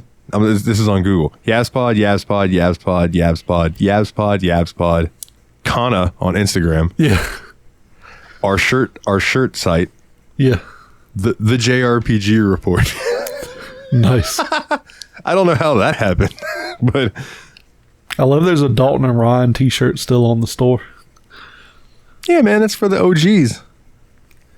If they want it, they can have it. I need to put more shirt designs up there. Although since I've put that up, I sold a shirt to myself. I sold a shirt to my parents. I think my dad's friend bought one. Kana's bought a couple. I know Kana bought one Yab's Pod NWO shirt. And Kana was the first person to buy a Steam Machine shirt. Yeah. We love you, Kana. You're the best. We do love you, Kana.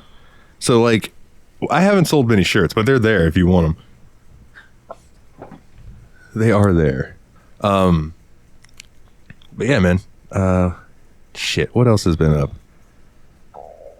So, if you want a Yabs Pod shirt or a Steam Machine shirt, Oh, yeah. TSMPproductions.threadless.com.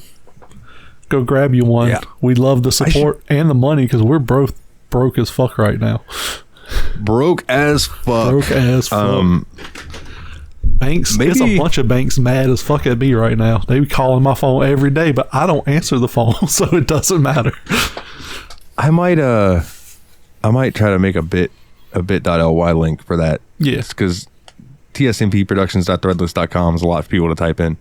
I mean, it could be linked in the show notes, and it just is. click it there. I mean, it is. Who looks at show notes, though, really? I do the show, and I barely look at the show notes. Yeah, that's kind of what I wonder. But I put them in there every time. I also have links to your book and all that shit on there, too. Sweet. Yeah, buy my book. It's good, I promise. My mom said so. Buy his book. Buy my music. Yeah. Pay us for pictures Please of our send us money. buttholes. Yeah. Yeah, dude, you want to pay us enough? I'll send you nudes. I don't give a fuck. So my goal right now is I'm trying to buck the system. I don't want to get a job and contribute to the system. I want to try to make it without, like doing odd jobs, doing gigs, setting up at shows, selling, games and pops and shit. Just see if I can make it without the typical societal structure. So if I end up if I end up dead under mysterious circumstances, you'll know that the system wiped me out. Came and got you. It came and got me in the night. Well, until then, you should also, when you go set up at these shows and stuff, like have some Yabs Pod stickers and things like that, because that'll get eyes. And because we don't fucking advertise, like, yeah. So maybe I should that'd be a way to. Because I've got my mom's vinyl cutter. Maybe I should make some Yabs Pod like stickers and hand them out, and I can mail them to our listeners. Yeah, I mean that could be a thing, dude. Yeah, because word of mouth is our best way of spreading the show. Yeah, we have a solid listener group. Like, they listen every week. Yeah, but it is the same number of you every week. Yabs Pod is like herpes. It's spread best from person to person. Yeah. So, like, tell your friends, telephone, telegraph, tell a wrestler. Yeah. Tell your parents. Yeah. Call your local radio station. Shout us out on air. Like, send the show to your girlfriends and say, I need you to listen to the sultry tones of Dalton and get your vajayjay nice and dripping, sopping. And that way, when you get home, you're ready for me. Yeah. And I will do my best to make that happen for you. Yeah. Yeah. But if you tell your girlfriends about it and they listen, they'll probably leave you for Yabs Pod. Or at least open your relationship to Yabs Pod. I don't know, man. We both tried it with listeners and it didn't work. This is true. I don't think Diana listens to the show. She knows I record it, but I don't know if she listens to it or not. To be fair, they started listening because of the situation. Yeah. But still. Yeah. But still, I don't know. That was just a funny joke to me. One of us will end up dating Jeff at some point. So Jeff's married, I think, or getting married. Did you get married, Jeff? Because we haven't been invited. So, Jeff, are you okay? Are you okay, Jeff? Jeff, are you okay? Jeff, are you okay? He's too busy with his new wrestling empire to schedule the wedding. Yeah, man, that pro wrestling power hours got him fucked up. He's fucked up. Let's give a shout out to Master Loot, who's been listening to us live too, sitting there looking like a lawnmower.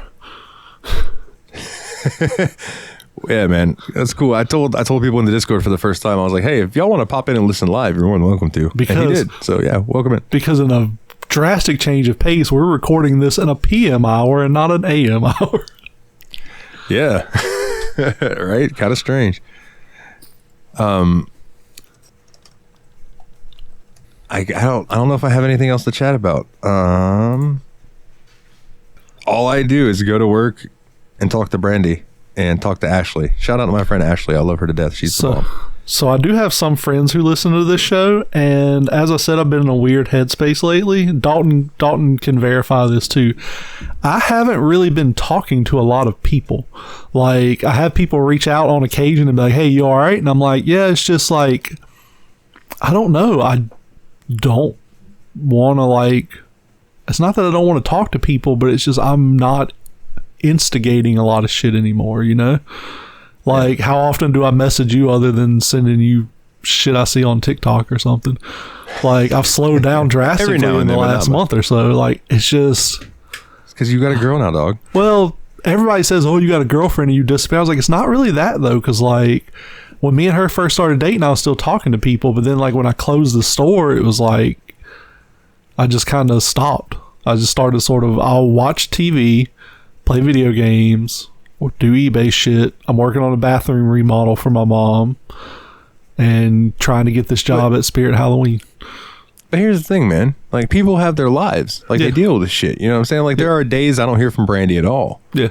And she might text me the next day and be like, "I'm so sorry. I was really busy yesterday, yada, yada, yada." And I'm like, look, it's fine. Like, people have their lives. Does it suck sometimes when I'm, like, bored and there's no one to talk to? Yeah. But I mean, it happens. It's like, I haven't heard from Mike or Hazel in forever. Yeah, I haven't. But I keep up with them on Twitter and things like that. You know what I mean? And I message them from time to time. I'm like, "Hey, I hope you're doing all right." And we have a little conversation. But, like, we don't talk like we used to, but that's okay. Yeah. Because, like, I know that they're all right. Like, and if they weren't, then I would check in on them and make sure that if there's anything I could do. But, like, it's okay, man. People live their lives. And if you have something wrong with that, Brandy and my friend Kelsey both gave me two versions of this same thing, and I really have been taking it to heart. And it's that those who matter won't mind, and those who mind don't matter. Yep. So I try to remember that. I'm just kind of, and I hate to say it, but I've kind of learned information about some people that were friends through this. Like, I'm not going to name anybody, but one person was like, messaged my girlfriend and was like, "Oh, I see you just started dating my friend and steal him away." And I'm like, don't fucking do that. Like, she has issues with that kind of, like, thought process anyways. Like, don't say shit like that, because she's going to think that weird. She's taking me away from my friend. I tell her all the time. When we met, I told her, I was like, I do not do anything I don't want to do. Like, if I don't want to do it, I'm not going to fucking do it. So, like, if you want to do something and I don't want to do it, I'm not going to agree to do it. I'm just like, I really don't want to do that.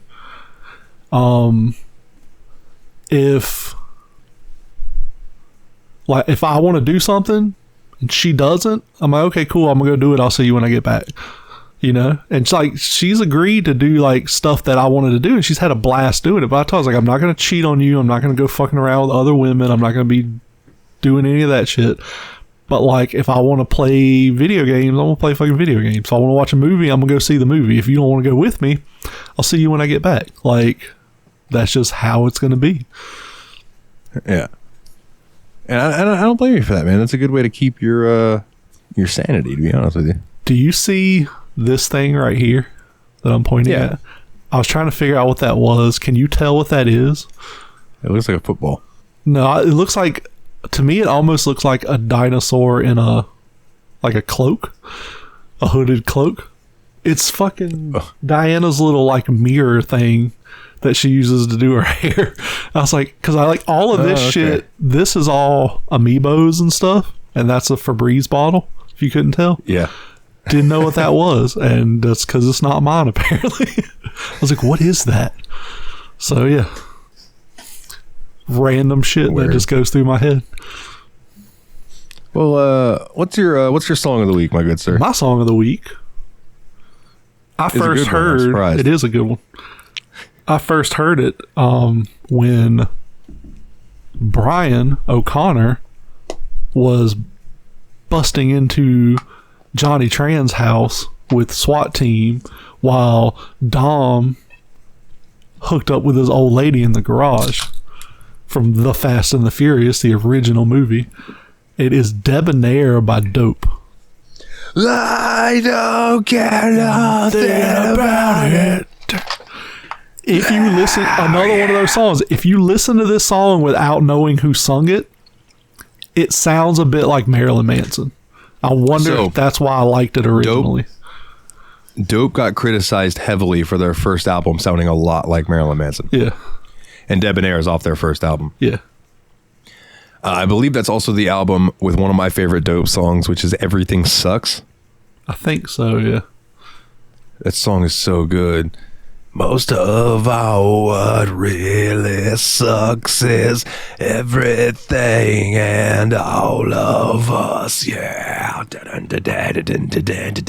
Dude, Dope is really good. I've seen them live a couple times. My buddy went fantastic. on tour with them. And Cultist?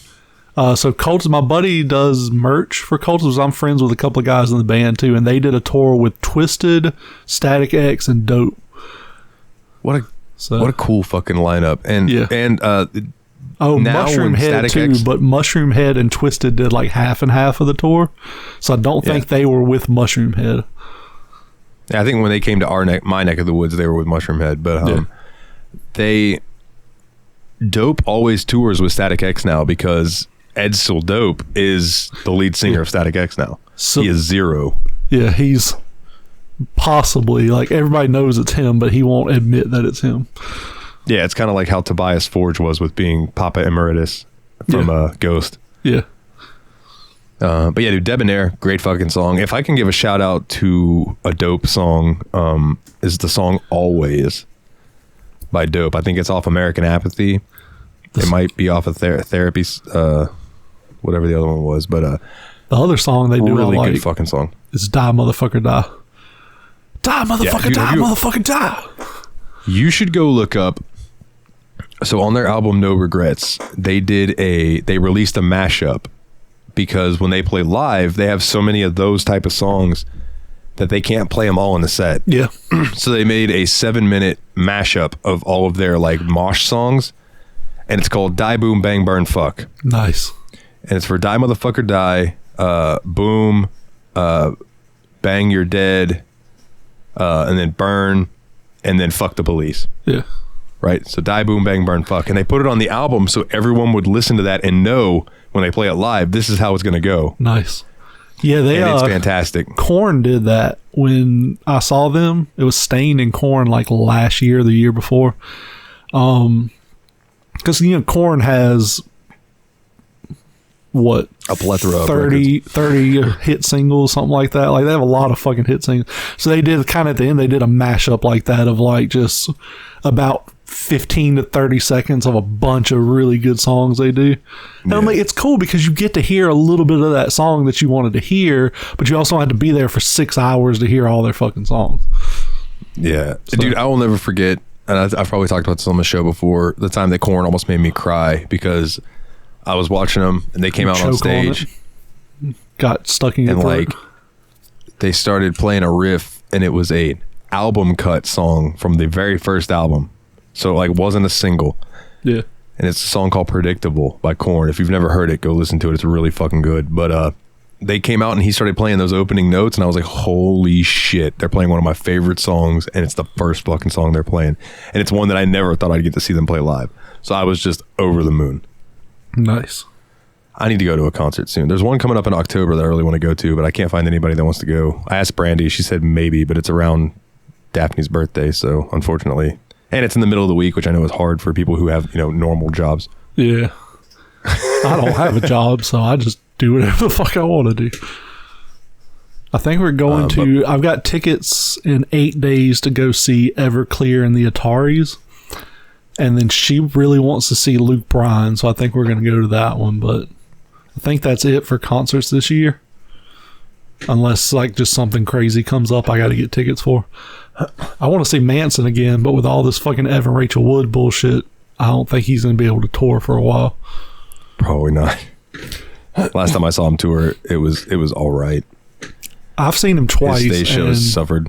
I've seen him twice, and his stage show was... So the amphitheater I saw him at, his stage show was phenomenal. Then I saw him at the House of Blues, which is a club, and it was still good, but a small venue like that, you can't do a huge stage show. But like the music is so much better in a small venue like that. It's just so fucking good. Yeah. So my song of the week is by a band that I literally discovered yesterday. The new episode of Communion After Dark came out, and it was the opening song for the podcast. And it's by a band called Black Book, and it's called Painkiller. Did you listen to it? Yes, and I don't know why I did, and I don't know why you're like, this song's really fucking good, you should listen to it, because you know I don't like, it's not that I don't like 80s synth music, but I don't really like 80s synth music, and that's pretty much what this song is. Oh, I thought you did like 80s synth. I thought it was more like the death metal stuff you didn't like. Okay, I mean, it's weird. I like 80s shit, but like, I don't know. Songs like this don't really grab me by the cojones. Well, I found it to be really fucking catchy. The chorus is like, painkiller, painkiller, please, ease the pain, painkiller. It's super catchy. I really enjoy it. I think everybody should check it out. And then the listener song of the week, you chose this time. Yes, it is from Fenris. It is probably would have been what I picked too. Yeah, To Be a Man by Dax. Dax is fairly new to the rap scene, but he is got some fucking bangers out there. It's a lot about depression and alcoholism and like heavy subjects. Dude, Dax's been around for years, bro. Has he? Yeah, he's been around for at least 5 years that I know. I think he's just blown up in the past year or so. His songs, his Joker songs. Yeah. Where he basically goes at the people who talk shit to him in the comments and things like that on YouTube. Like, they're fucking really good. Dude, some of the mashup, I know you did one. The mashups, like he did the mashup video for Joker. Yeah. And yeah, I know you did one. One of my favorites is it's a comedian. His name's Nathan Hurd. He's an albino black guy. I gotta find his and send it to you because his was fucking great. Like, oh my god, dude, it's the best one I've heard so far. Not to shit on yours, but his was way better than anybody's I've heard. When I did it with Dax, I put more like an emotional spin on it when I did mine, and I want to go back and do it again and like hammer it because I have more ideas with that particular beat. But there's this one guy that I keep seeing on TikTok, and people send me his videos on TikTok, and I don't get him. Right? He's the dude who's got his earphones and he's holding his mic up. And he's got his fingernails painted black, and he's like, bro, dude. I don't get it. I guess girls just think he's cute or whatever, but like, I just kind of think that he's a dipshit. Yeah. I just found it. I'm gonna send it to you so you can listen to it later. Getting stuff. But yeah. So it's because he does it from the point of view of like the comic Joker, like the Killing Joke Joker, and. Dude is fucking great. Or not Killing Joke, Death in the Family Joker. So he's talking about like killing Robin with a crowbar and shit. And, oh man, it's fucking it's so fucking good. He's one of my favorite comedians. Like, he's finally started doing stage shows, but he's only really doing them around LA or like West Coast stuff. So I really want him to come out this way so I can go see him in person. He's funny. He's got a story about a time a KKK member tried to recruit him as a teenager. So he was an albino black guy. Dude, his video, like, look him up on TikTok or Facebook. It's Nathan Hurd. Like I said, you'll recognize he's an albino black dude. He's got some disease where his eyes like jump back and forth. Yeah. So I'm saying, the listeners, if you haven't heard of him, look him up. He is fucking hilarious. I've tried to reach out to him to see if I could get him to guest on Yav's Pod, but haven't heard anything back from him. I just love, like, yeah, dude, it's your show this week. Just tell stories. Yeah, you want to come talk to 20-something people? Come on, man. Let's do it. Yeah. So our listener questions. I'm going to start with one that we got here right at the very end, just so I don't forget that it's there. It's from Jeff. If you get Starfield, gentlemen, what is the first ship design that you're going to try and do? So I have Starfield because I have Game Pass. I've been playing it a lot lately. And the first ship I did, I call it the turtle ship because that's what the guy who designed it on TikTok called it. And basically it's a way to like maximize the ship a little bit, your original ship. So you basically add 2 more like personnel bays and you upgrade the engines and shit. But then when you put the 2 things on and you put the landing gear back on, it looks kind of like a turtle. So I just call it the turtle ship. That's the first one I did. I've seen people do like the Planet Express ship. I saw a guy did the Slave 1 from Star Wars. But They look similar, but they don't look similar enough for me. So I haven't really messed with any of that stuff. There's a cool one somebody built though.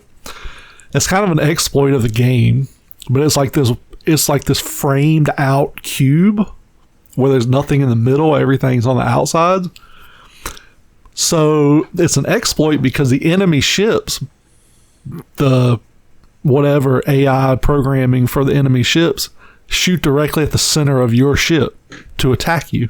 So basically, since this is built as a cube with everything at the outside of the cube, all their laser fire and shit just goes through the middle and you never get hit. So basically, it's a way to build an invulnerable ship because none of the enemies can hit you. And I was like, while that seems really cool, I don't like exploits like that because I feel like it takes away from the reason for playing the game. Yeah. So I don't have Starfield yet. I don't want to do it through Game Pass. I want to get it on Steam, so I have it. Yeah. But I have been absolutely 100% radio silent on Starfield. I know nothing about the shipbuilding. I know nothing about ever since it's come out, I have avoided everything about it because I want to experience it. So I don't know what I'm going to do. I don't know what the first ship design I'm going to do because I don't know what capabilities I'm going to have of creating things. So I'm going to give you this. Anyone listening, I'm going to give you a very, very minor spoiler. It's just a funny ass video I saw because you know how Skyrim and Fallout work. You walk up to people and it like initiates dialogue between you, and it's just like the screen with them standing in front of you talking. You get your little options at the bottom when it's your turn to speak. So there's a scene where you go to like this, it's like a pirate group or something, and you go out this door and you go out there and like the leader is there and you have to talk to him. So this guy did this video. I've done that part, so I recognize when he did. But what he did is when he came out the door, he threw a grenade. He just like lobbed it. And then it went into the dialogue. Like the guy just pops up on the screen by himself, and then you see the grenade just hit him in the head. He just goes like, it's like his head jerks back, and then it cuts out of the dialogue scene when the grenade explodes and kills everybody over there. Like it's just the fucking funniest shit, man. Like classic Bethesda shit. I got caught in a fucking Tremendous. Bethesda death loop. I only lost like 15 minutes of like pointless exploration, so it didn't piss me off too bad. But I got killed by this crab monster alien thing, right? Apparently the game auto-saved as he was like this with his fucking mandibles coming down on me. So as soon as the reload starts and I pop back in the game, he's like this. I pop back in, he comes down, fucking kills me. Goes to the loading screen, come back in, he's here. I don't have time to do shit because the med packs in it, I don't remember if Skyrim and Fallout did it. Like the med packs don't just instantly heal you. You take it and then it has to like, it takes time. Yeah, it's like stim pack shit. So like he's there, and by the even if I try to do that, by the time he lands on me, it's too late. Don't have time to get a shot off, nothing. So like I had to end up going back to an older save, and like I said, it was only about 15 minutes, and I didn't do anything really in that 15 minutes, so it wasn't that bad. But man, I just like, so one of my buddies is playing, and we talk on Snapchat a lot, so I just send him a Snapchat of the load screen, me dying, load screen, me dying. I was like, I forgot how much I fucking hate Bethesda sometimes. And he just laughs. He's like, yeah, it'd be that way. But yeah, it's a good game. I see a lot of shit about it online. People talking, like critics talking shit about it. It is 100% the type of game that you get out of it what you put into it. So like Skyrim. It's Skyrim in space, literally. So I know you're like over there popping a fucking boner hearing that. Literally. I'm so ready for it, bro. I just don't have the money. Yeah, like literally you're going to love this game. You're going to put 500 hours into this game because it's fucking amazing. But like I said, it's you get out of it what you put into it. If you love exploring and shit, you're gonna love this game.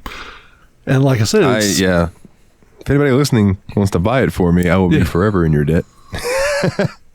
If I had the money, I would buy it just to send it to you if I had money, because I know how much you're gonna love it. Like you're gonna get, I want it so bad. You're gonna get your $70 worth out of it. Like you literally might put 700 hours into it and then be like, what's that? A penny penny an hour, something like that you pay for it. I mean, I've got like close to 1,000 hours into Skyrim. There you go. And this is, the mod community. Dude, there's already a mod on PC apparently to turn a certain faction. I don't know which one, and I wouldn't say to spoil it anyways, but apparently there's a mod to turn this whole faction into stormtroopers. So like, dude, the shit's gonna be there. It's gonna be amazing. So like, you're gonna get, I love the Bethesda modding community. You're gonna get your money's worth out of this game, 100%. I cannot wait to see people mod in where like your ship, like the hull of the front of your ship is a giant Randy Savage head. Yeah. They're gonna mod it in where Thomas you can the Train. I'll say it's gonna be a Thomas the Tank Engine. Your whole ship. It's fucking. It'll be coming. fantastic. I tell you, one of my favorite mods I ever saw. I was going through, so for a while I was looking to try to make Skyrim immersive, right? Before I got into mod packs where they just did all that shit for me. So I was looking through Reddit to find what are the best immersion mods. And someone posted, this is the most immersive mod that I've ever used. And it was just a link, a hyperlink. So I clicked it. And it was a fucking mod for Skyrim that added a weaved basket to the guard tower outside of Whiterun. That's it. Like, that's what it did. It just added a basket. There was nothing special about the basket. There was nothing in the basket. It just adds this basket in there. Nice. Like, hell yes. That's the most immersive mod I've ever seen in my life. But yeah, dude, I'm so hyped for Starfield. I'm so hyped. Oh my God. It's pretty good. I'm going to be playing it until October 20th when Spider-Man 2 comes out, and then I'll be playing that till it's probably 100%ed. Yeah, I'll be My buddy's going to be on tour. My buddy's going to be on tour when it comes out, and he's not going to get to play it for like 3 weeks. I was like, I'm going to text you every day just pictures of spoiler shit. Fucking dick. All right. Our next question comes in from Adam from Down Under. Are the prices of old Subarus going to skyrocket after Twisted Metal? I'm going to say no, based on the fact that they're already pretty high anyways, just because that particular model of car, the WRX, is very sought after. I don't think enough people are going to watch Twisted Metal to the point that they're going to make a run on Subaru or bug-eye Subaru WRXs.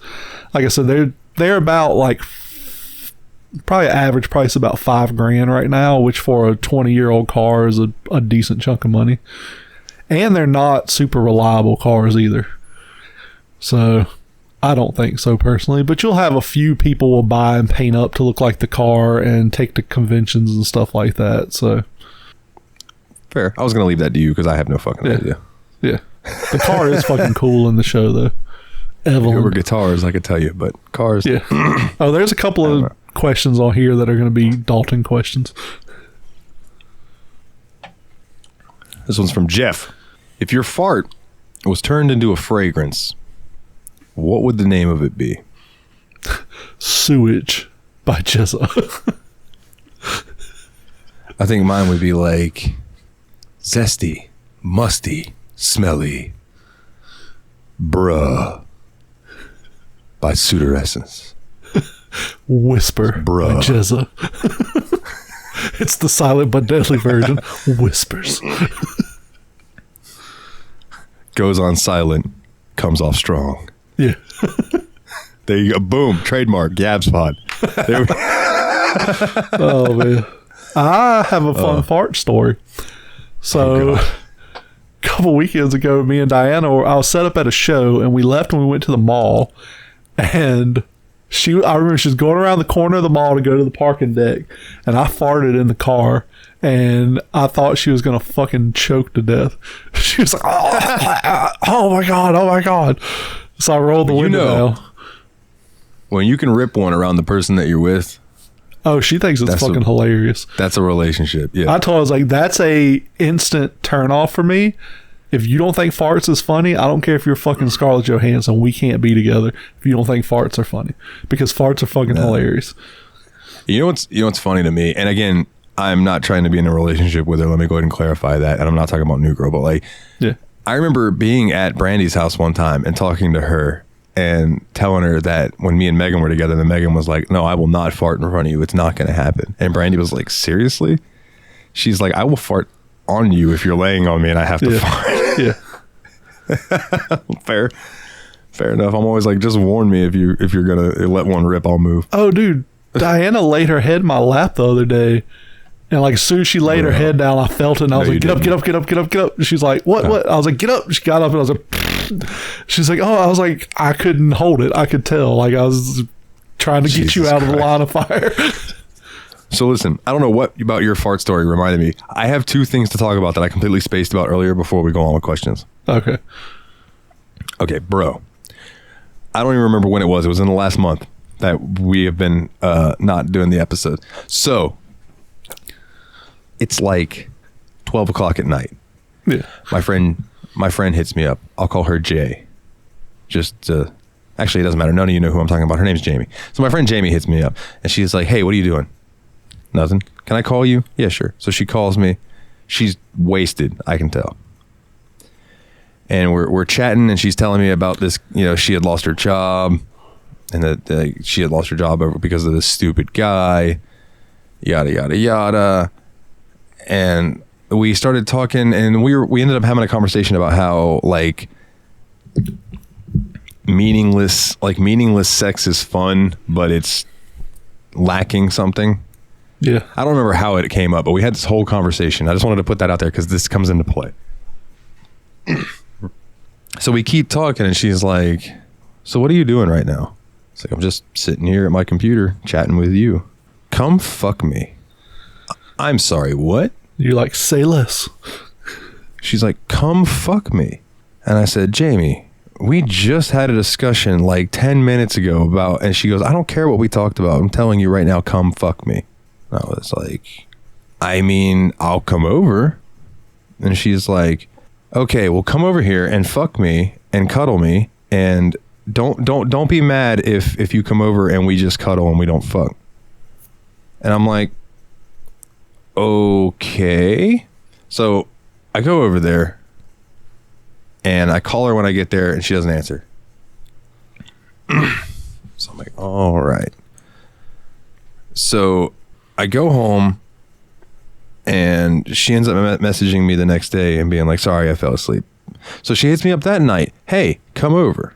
Okay. So I go over there. She's drunk again. And she's like, hey, will you play guitar for me? Because she has a guitar in her house. And I was like, yeah, sure. So we grab it. We go out on the front porch. We're sitting there. I play guitar for her. She goes, you should sing for me. If you sing for me, I will get on my knees immediately. Nice. And I was like, well, you don't have to do that. So here's the thing. If a girl is wasted and I am not, no matter how bad she wants to fuck me, I'm not going to fuck her. Yep. Agreed. That is not something you do, right? Like I've told the story about when Brandy was wasted and tried to kiss me and I stopped her because it was like, you're drunk. You wouldn't kiss me if you were sober. I'm not going to take advantage of you.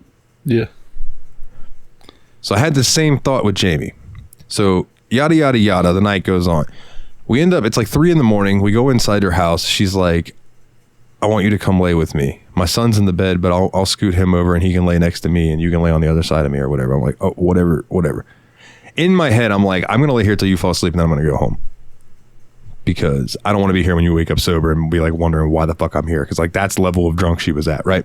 Yeah. So I go sit in the living room and she tells me to wait for a minute. So actually, before I go sit in the living room, I'm standing there in the foyer or whatever you want to call it. And she's in her room and the dog goes running in there and opens the door. Well, I go to peek in there to see if she had already laid down and fell asleep. Because if so, I was just going to leave. Right. So I peeked in there and I looked in and she's in her bathroom. She's got her pants off and she looks like she's shaving in the mirror. Yeah. And I'm like, oh, okay. Fuck. So I go and I sit in the living room and she comes walking out into the living room and just turns towards me. No pants on, not a lick, just out there for me to see. And just goes, sorry, I don't have any pants on. And then she turns and walks into the kitchen. And at that point, I noticed, like, damn, homegirl has a really nice butt. Yeah. So anyway, She comes walking back to the living room and just stands there and turns and looks at me again and just goes, I'll be ready to lay down soon. And then goes walking into her room and then doesn't come out for like 10 minutes and then comes out with pants on. It's like, please come lay with me. Okay. So again, meant to get up and leave when she fell asleep, but I also fell asleep. Yeah. Woke up the next day at like 7:30 in the morning and got told to leave. Fair enough. So I went over there like a week ago and was trying to tell her about how the night went. And she like kept interrupting me and being like, yeah, but I told you before that like I wouldn't have sex with you ever. And I'm like, yeah, Jamie, I know that. That's why I didn't fuck you when you were telling me, hey, come fuck me. Yeah. And she's just like, it's like she wasn't listening to me. I'm like, oh, listen, I don't know what to tell you, Jamie. I was just as surprised as you seem to be right now that you were saying, Dalton, come fuck me. It was weird to me. Not a bad weird, but like weird, because that's not something I thought I'd ever come from you. So anyway, that was the Jamie story. So that happened in the last month. Also in the last month. This was like 2 weeks ago. It's like 12:45, almost 1 o'clock at night. Yeah. Do you remember Dancing in the Mirror girl? Yes. She hits me up. What are you doing? I'm just chilling at my house, sitting at my computer playing some video games. Send me your address. I want to come over, but I don't trust it. What don't you trust? She's like, I don't know. I'm weird about trusting people these days, but I want to see you at the same time. All right. Well, if you want to wait until you do trust me, that's fine. But if not, here's my address. Yeah. So I expect she's not going to show up. About 20 minutes later, I get a message. I think I'm outside. So I walk out there. Sure enough, she's in the front yard. I'm like, all right. So I go walking out there and she's like, hey, it's good to see you. Oh my God, you look so good. Gives me a big old hug and stuff like that. And she is looking good. She's like in these the cool looking heel shoe things. And she's got this dress on. And I'm like, damn, homegirl like dressed up a little bit to come see me. Why? I haven't seen her in forever. So she comes in and I can tell she's a little drunk. And I'm like, what is it with drunk girls and me? I don't understand. So we go into my bedroom and we're just hanging out and chatting. I get up to go take a piss. I come back and she's drinking a Four Loko and there is a Four Loko sitting by my computer. I'm like, oh boy. Okay. So I crack it open and I start sipping on it while we're sitting there and we're chatting. And we just have a cool night, and we're hanging out and talking. Like that's really most of really what it was. But we go out back and she's smoking a cigarette and we're chatting. And then she goes, all right, I think I need to go home. And she gets up and goes to start walking into my house and it's like stumbling. Yeah. So I told her, Sarah, I can't let you drive. Like, in good conscience, I can't let you leave right now. You need to just go lay in my bed. Yeah. And she didn't even argue with me. She's like, okay. So she goes in, she gets into my bed. She pulls the sheet over her. She like shimmies and then gets comfortable, falls asleep. I sit down on my computer chair, roll myself like 2 joints, turn on the Food Network or the Samsung TV equivalent of the Food Network, whatever it is. Yeah. And I'm just watching Nick Stellino cook while I'm getting stoned. So I go and I'm like, all right, I'm going to go lay down and see if I can get some sleep. I have to work the next day at 2. So I crawl into bed. I pull the sheet up to lay it over me. And this girl, when she was shimmying, had pulled her dress all the way up to like right under her boobs. Yeah. Not a lick of nothing on underneath it. And I'm like, here we are again. I'm not that drunk. She's pretty drunk. And now she's laying in my bed, ass towards me, pressed against me with nothing on. Why does this keep happening to me?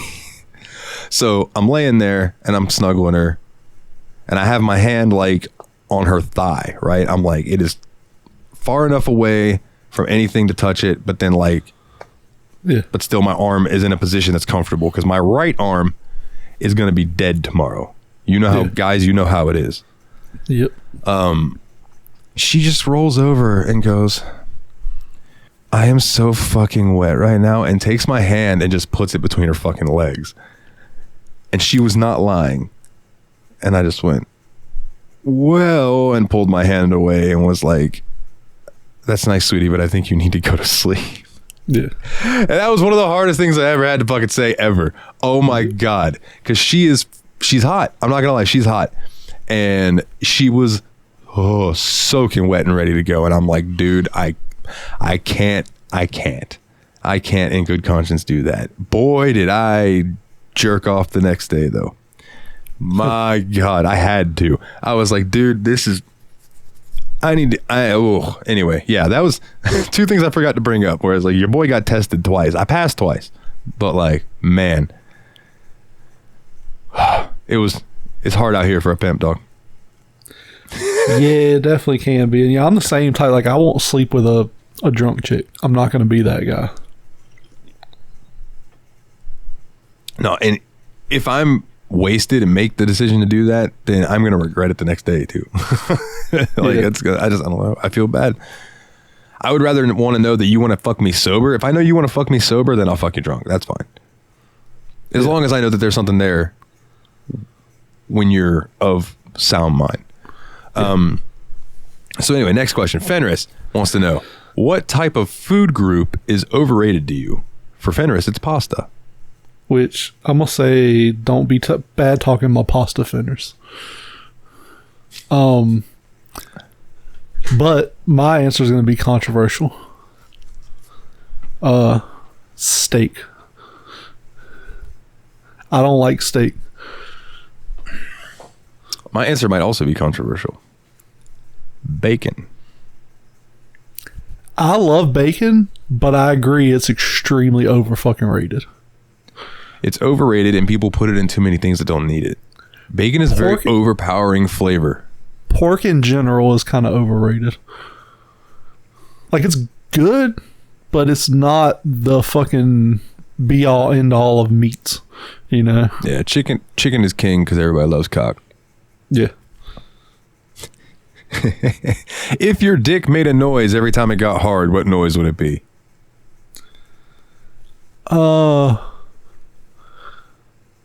I wanted to do the old AOL, you've got mail.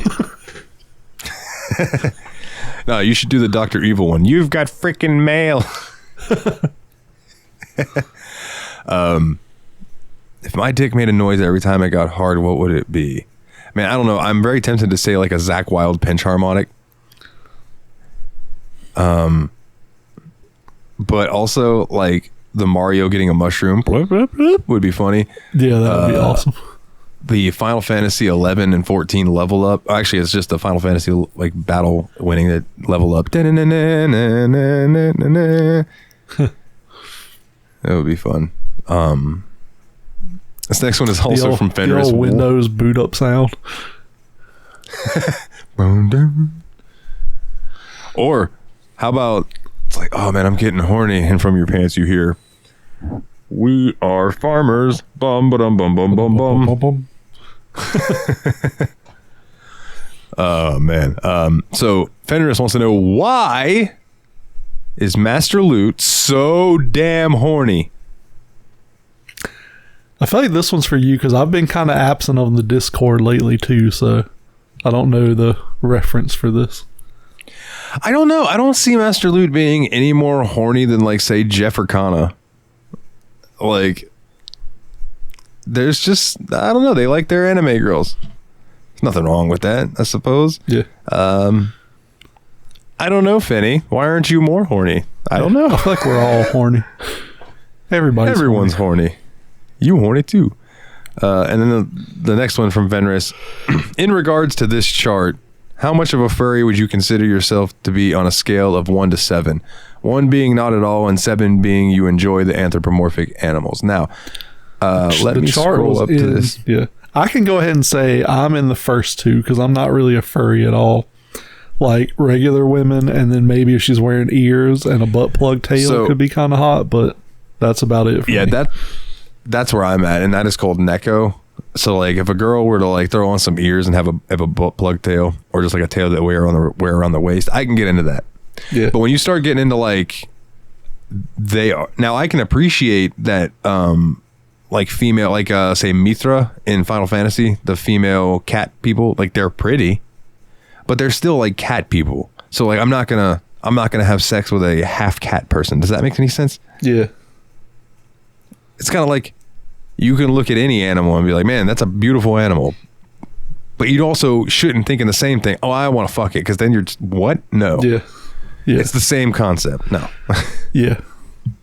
Yeah. If I would like my dick to go in humans. If you'll fuck a humanoid cat, you would probably fuck a regular cat too. If you dodge a wrench, you can dodge a ball. Yeah. Oh man. So yeah, we're both going Neko. So yeah, we're firmly behind the furry line. We are not over it. Some of you in the Discord, I think, leaned a little further than us, though. Yeah, nothing wrong with that. To each, no, nothing wrong with that. No kink shaming. Yeah, whatever floats your boat. Don't let it sink your boat. This next one comes from Kana. Dalton shared a post about hearing someone mention their favorite band and then having to resist the urge to info dump about them. What is that band? Kana assumes it's Typo Negative for Dalton. I'm assuming you so. would be correct.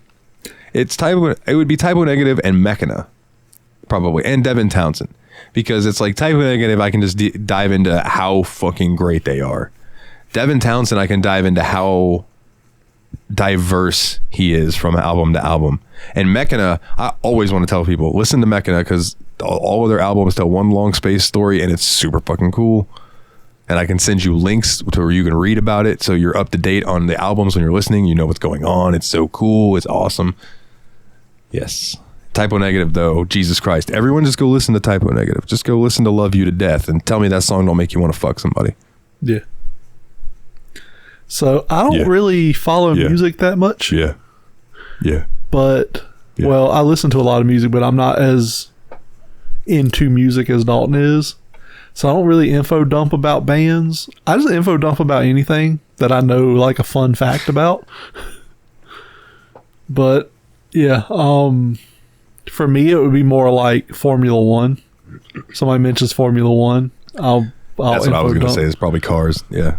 Video games, cars in general. Yeah. Like music, like I said, there's just not a lot. Like I'll say little tidbits or interesting facts about a musician or a band or whatever. Like we were listening to the Wallflowers yesterday, and I was like, oh, do you realize the singer of the Wallflowers is Bob Dylan's son? And she's like, oh, really? I was like, yeah. I was like, you can kind of hear it in his voice once you know that information. She's like, yeah, he does kind of sound like Bob Dylan. I was like, yeah. But like, I'm not going to like deep dive the Wallflowers, you know? It's just, that's just not where my interests lie. Yeah. Yeah. Wallflowers is good stuff, though. Oh, yeah. Sixth Avenue Heartache. Adam, best movie rumors.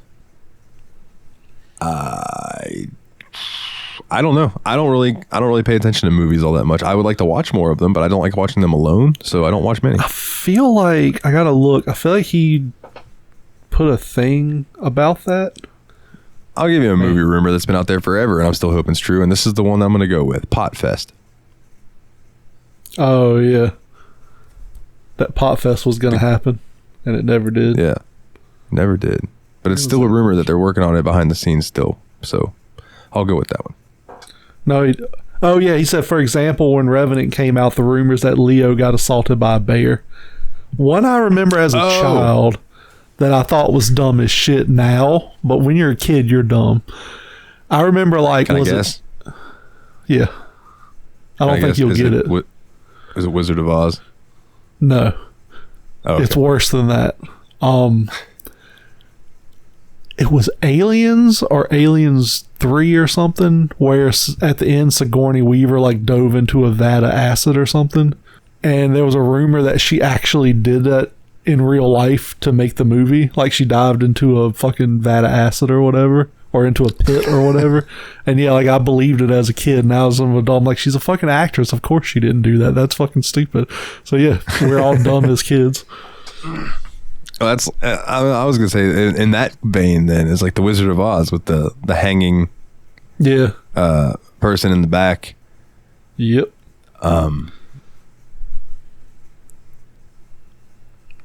Man, my mind just blanked. There was another one that I had in mind, and now I don't remember what the fuck it was. There was 3 men and a baby that had like, they said there was a ghost in it or something. The ghost in the background during the one scene, yeah. Yeah. Yeah, it was just weird shit, man. Which turned out to be a Tony Danza cutout promo from some other movie he had done that just got left on the set. Tony Danza Tap Dance Extravaganza. Hell yeah. So Adam, best gaming rumors. I feel like we both have the same one. I'm curious if you're thinking the same thing I'm thinking. For gaming rumors? Yes. From when we were kids. Because he said, for example, Mew under the truck in Pokemon. What was a gaming rumor that we both heard as kids that we so desperately wanted to be true, and we just ended up exploding? The naked code in Tomb Raider. Yeah, the new code in Tomb Raider.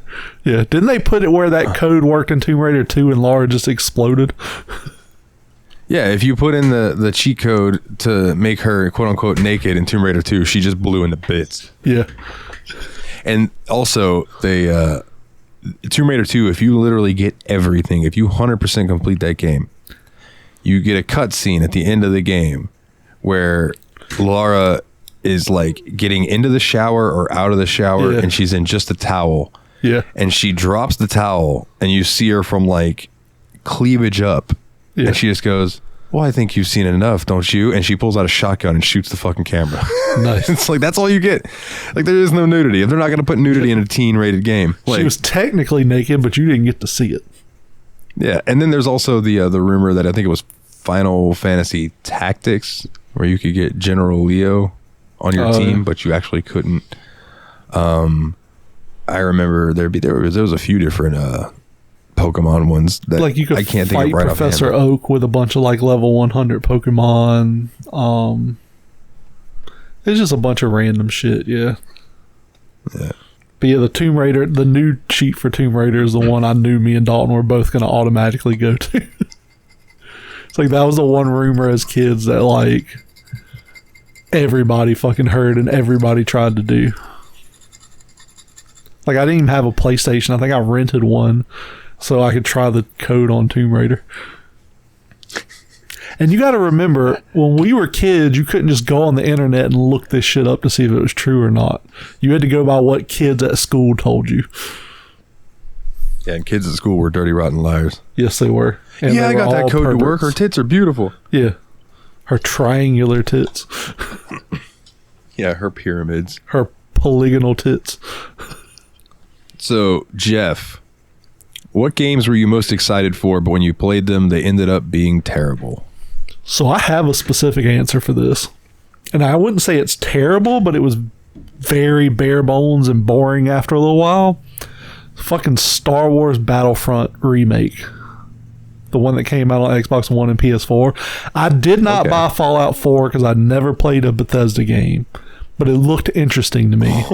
But they came out at the same time. So I bought Star Wars Battlefront because I was like, this is going to be fucking cool. And after you played that game for like 2 hours, maybe like 10, 15 rounds, it was just boring. And like they had an unlock system, like a trophy system, that they didn't fucking implement. Like you could see the trophies, but you couldn't get them because the shit wasn't like it was just so fucking like put out so incomplete. I went to Redbox and rented Fallout 4 and put it in and was like, God fucking damn it, I bought the wrong game. And I did not buy Star Wars Battlefront 2 even though I heard it was a lot better because I got burned so bad on the fucking first one. I think I ended up giving it to my stepdad and be like, here, you'll probably enjoy this. Because him and his kids played like Call of Duty and shit together. So I was like, y'all can play this. I was like, I don't fucking want it. Well, the thing with Battlefront 1, the Battlefront remake was they were like, no single player. Yeah. It's all multiplayer. Yep. And it's like, oh, okay. It's just, it's bullshit. It's boring as fuck, yeah. But like, it was beautiful. It was a fucking beautiful game. But there was no fucking substance. What game was I excited for? And then it came out and I was just like, Skyrim. 2 jump out to me. And it was the release state of No Man's Sky when it first came out. 100%.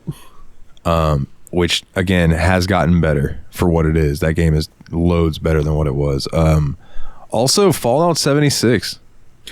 Fallout 76 is on my list too, because I bought that and I tried to play it and I was just like, it's like Battlefront. There was just no fucking substance to it whatsoever. Yeah, and they've done a lot of updates to it, and it's a better game now too. Yeah. But I run into issues where I'll install, like I did this the other day. I installed Fallout 76. I went to open it, and it started to open, and then minimized and wouldn't open back up. And it did that to me 6 times in a row, and I uninstalled it.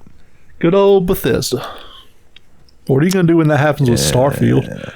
You finally get some extra money, and you download Starfield. You click it to open, and it crashes. Won't let you play. I'll find the mod that fixes it, because I can't do mods with Fallout 76 unless I pay money. True. Because they have it where you can like set up your own. If you pay the Fallout first thing, where it's like $14 a month or whatever, you can set up your own like servers, like making more experience and things like that. Yeah. But then you are relegated to only playing with people that do that. So yeah. And then on the course side, Jeff says, what's a game that sounded terrible to you, but when you played it, it was great? I'm not going to say it sounded terrible, but I did not think I would be into the series, much less as into it as I am now. Yakuza. I say, can you guess? Yakuza. Yes, Yakuza. I did not think I'd be that into it, and you guys did it on Steam Machine. I was like, that sounds interesting. Let me try it out. And fucking goddamn, that thing sunk its hooks deep down inside. So good. It got deep up in my butt. I'm curious how you're going to end up liking Like a Dragon, because I know you're not the biggest turn-based fan, but it's still a Yakuza game. But you're not the biggest turn-based fan, and you seem to have been enjoying Persona 5. Not the combat as much, but so Persona 5, we'll discuss it whenever we record that episode. I'm trying to do this as unspoilery as possible. I don't care as much about the gameplay, but they do a really good job hooking you with like the mystery of what's going on. Yeah. So like I really want to see it through, because I want some things explained to me. And they are very good at making you care about your party members and like building that. Not as much to me. Character connection. Not as much to me. No, I don't really care about my party. Like I have Mona, I kept, and then insert names here. Yeah, the fire chick. Okay. On or whatever, and then who's the other party member? Yosuke. I honestly don't even remember. That's how little I care about my party. I really don't even remember who the other one is. Haru, probably maybe? Ryuji. No, I think it's a female, but I'm not 100% sure. So yeah, like that too. Like I care so little about my party, I can't even remember it. So games that sounded terrible to me, but when I played them, they were great. Any of the hidden object games that we've played for a Steam Machine. Yeah. Where it's like, just hunting around to find stuff. Those have been great. I thought they were going to be boring as all hell, but they weren't. Also, Minecraft. Minecraft was one for me, too. I didn't think I'd like it as much as I did. It's still not a game that I'm going to go out of my way to play, but I enjoyed my time with it far more than I ever expected. Minecraft is a great party game. It's a great game to play with friends. Yeah, and Terraria was very much like that, too. I didn't enjoy playing that by myself at all, but fucking around with the boys. Like if I go into Minecraft by myself, I'm gonna get bored really quick. But if I'm in there with other people, we're just like strategizing and game planning what we're gonna do, it's a lot more fun. Minecraft's like Starfield. You very much are gonna get out of it what you put into it. Yeah, as is a lot of open world games. Yeah. So this next question comes in from Jeff. So I'm going to list you some countries. My question is, it's your first day in said country. What's the first thing that you're going to eat? England. My answer is the same for every country. McDonald's. Ass. No, it would be the same for every country because I'm not an experimental eater. I'm very set. So usually it's going to be either I take some protein cookies with me to eat, or usually if I'm eating there, I'm going to find like something consistent like muffins or fruit or croissants, you know, something that's going to be the same everywhere. So that's usually my answer, but I will let you answer the things you would want to eat. What would you want to eat in England? Fish and chips. For breakfast? Who said it had to be breakfast? Oh, I took this. He said the first thing you're going to eat. I thought it meant like in the morning. Oh, no, it's your first day. So say I landed at 5 o'clock at night. Dude, It's just your first day. What's the first thing you want to eat when you get there? I went to Spain and ate Domino's pizza, so yeah, mine's gonna be the same shit I eat here: pizza, pasta, you know, muffins, fruit. So fish and chips. France. Fish and chips. France. I think I would want like a fresh croissant or like a fresh baguette. I would say a fresh baguette, fresh in bread. France, yeah, for some kind of fresh or like a sweet croissant. That'd be fucking good. Hell yeah. Japan. That's not next. That's next is Italy. Oh, Italy. Oh man. I think I would try to find like a hole in the wall mom and pop place. Yeah. And go in there and just tell them, give me your specialty and just let me try. Because it's probably going to be pasta. Apparently you have to be careful doing shit like that in Italy because they will feed you 300 pounds of food. Like they'll be like, they'll look at you, Dalton, and they'll be like, oh, you're withering away to nothing. Eat, my boy. And they'll just keep shoveling. Did you ever see that John Panay special about him going to Italy? And he was like, they just kept feeding us. He's like, the guy was with me. He was skinny. He didn't make it. That's one of my favorite skits of his. Look up him going to Italy. Rest in peace, John Panay. Yeah, he was such a funny guy. I don't do ups. But no, ups defy gravity. Gravity's a law. I obey the law. Italy, it would be some kind of like baked ziti or cheese ravioli or something like that. You know? Dude, some fresh pasta. Yeah. Yeah. Some fresh ravioli, bro. Oh yeah. It's like a fresh handmade cheese ravioli with marinara. Yeah, or like just a straight up like depending on where you're at in Italy, get a piece of pizza, like a Sicilian slice or something. So since I was wrong about it being breakfast food, I'll say England. It probably would still be like fruit, bread, something like that. Japan. Now here's where I'm torn, okay? Because in Japan, I bet you can get some fire sushi, right? Probably so. But help me remember if you can. I think it was teppanyaki. The dish in Yakuza Kiwami, where you had to take the girl to the street vendor and you kept having to get her those hot steaming balls of food that were street food. Dude, those look so good. That sounds right. Takoyaki. I think teppanyaki or takoyaki. It was something like that. I want that fresh piping hot. And I also want the soup dumplings. When you cook the dumplings and they actually like there's congealed soup in there, so when it gets hot it melts and becomes a soup inside the dumpling. Takoyaki, yes. Yeah. Takoyaki. Looks so good. I'm not big on Japanese food, so I'm not sure what I would want to eat there, but it would probably be some of the crazy ass sweets and stuff they have over there, because they got some crazy ass snack food in Japan. So I'd probably find something like orange flavored Three Musketeers bars or some shit. They got some fucking... There's a store in a town close to here that sells like import snack foods, and I kind of want to go in there and check out some of that shit, because some of it's just nuts. And finally, Germany. Deutschland. Not known for great food. A lot of cabbage and sauerkraut. Sausages. Yeah, but I really like cabbage and sauerkraut and sausage. I think I would want to get like a fresh Wiener Schnitzel. Yeah. With a German beer and a hot fresh pretzel with German mustard. I'd say probably Bavarian pretzel would be my first thing. Like, dude, when we went to New York, me and my dad, my brother took us to this little fucking hole in the wall German pub. Yeah. And we ordered some beer and some fresh pretzels and some fresh sausage. Yeah. Like they make them in house, and dude, bro, so good. And I got to talk to the waitress in German a little bit. It was cool. Nice. Good question. Okay, Jeff. let's see. Yeah, that was a good question. This next one's from Jeff. What is the best feeling controller in gaming? Name your top 3 favorite controllers. So, for me, I like the feel of the Xbox Series controller.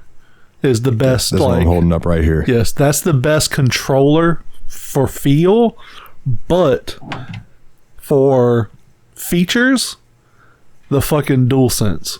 Because the haptic feedback and the adaptive triggers and stuff are just absolutely amazing. See, I haven't gotten to experience that yet. You should get one or borrow one from a friend and play Spider-Man with it. Like because it's some of the Sony games have the DualSense compatibility with PC, and it's just it's fucking worth it.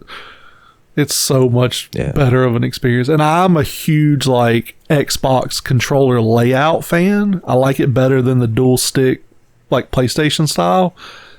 But that DualSense, the features that it have are second to none. Yeah. But yeah, as far as comfort and just good hand feel is the Xbox Series controller. My top 3 favorite controllers is going to be the Xbox Series controller, the PlayStation 4 controller. I loved that one.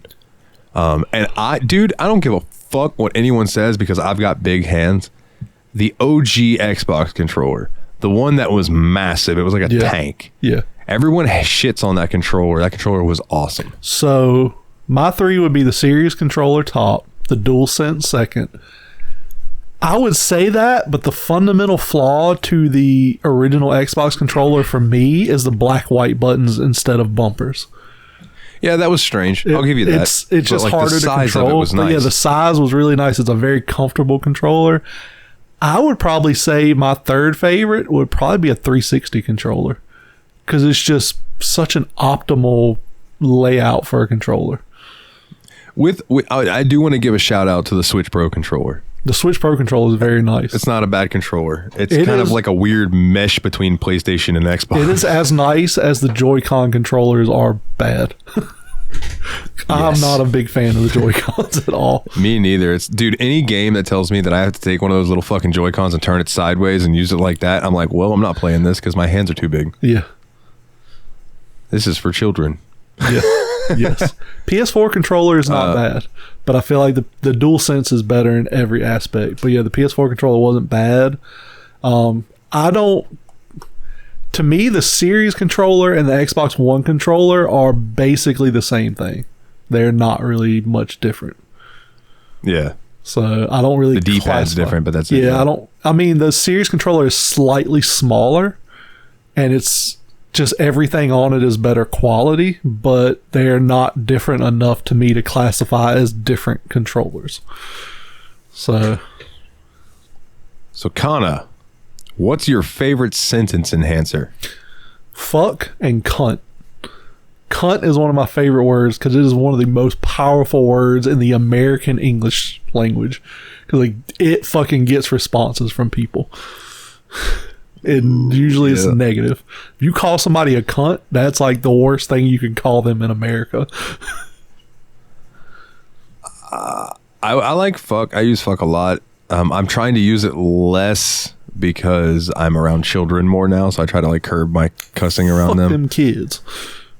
But I also love the word tremendous. Tremendous is great. Like, that's tremendous. Like, I will say that over like, oh, that's awesome. Yeah. I like tremendous, fantastic, splendiferous. Like, there's so many other words you can use other than just, oh, that's awesome, that's cool. I like penultimate. So I try to do that. Penultimate's a good word. It's so a lot of people that don't know what it means, penultimate means the second to last. And it's just such a cool fucking word. Oh, excuse me. Adam, are you dropping any subscription services with all the prices going up? I'm not at the moment, other than I need to go cancel my Planet Fitness membership because I haven't been in a long time. So I had already dropped Netflix a while back. I may eventually, because like I said, money's really tight right now. But Yeah. I use Hulu every single day. I know you dropped Crunchyroll recently because you just didn't have the money for it. Yeah. My thing with Crunchyroll, and I talked to one of my girlfriend's sons about it the other day. I was like, I hate the fact that they don't let you set up profiles on Crunchyroll. Like, you can't set it up to where you have a profile and the stuff you watch is exclusively on there. That kind of sucks. Like, I think they should implement that. Did I send you the site that I've been using instead? Maybe. The nine anime? Maybe so.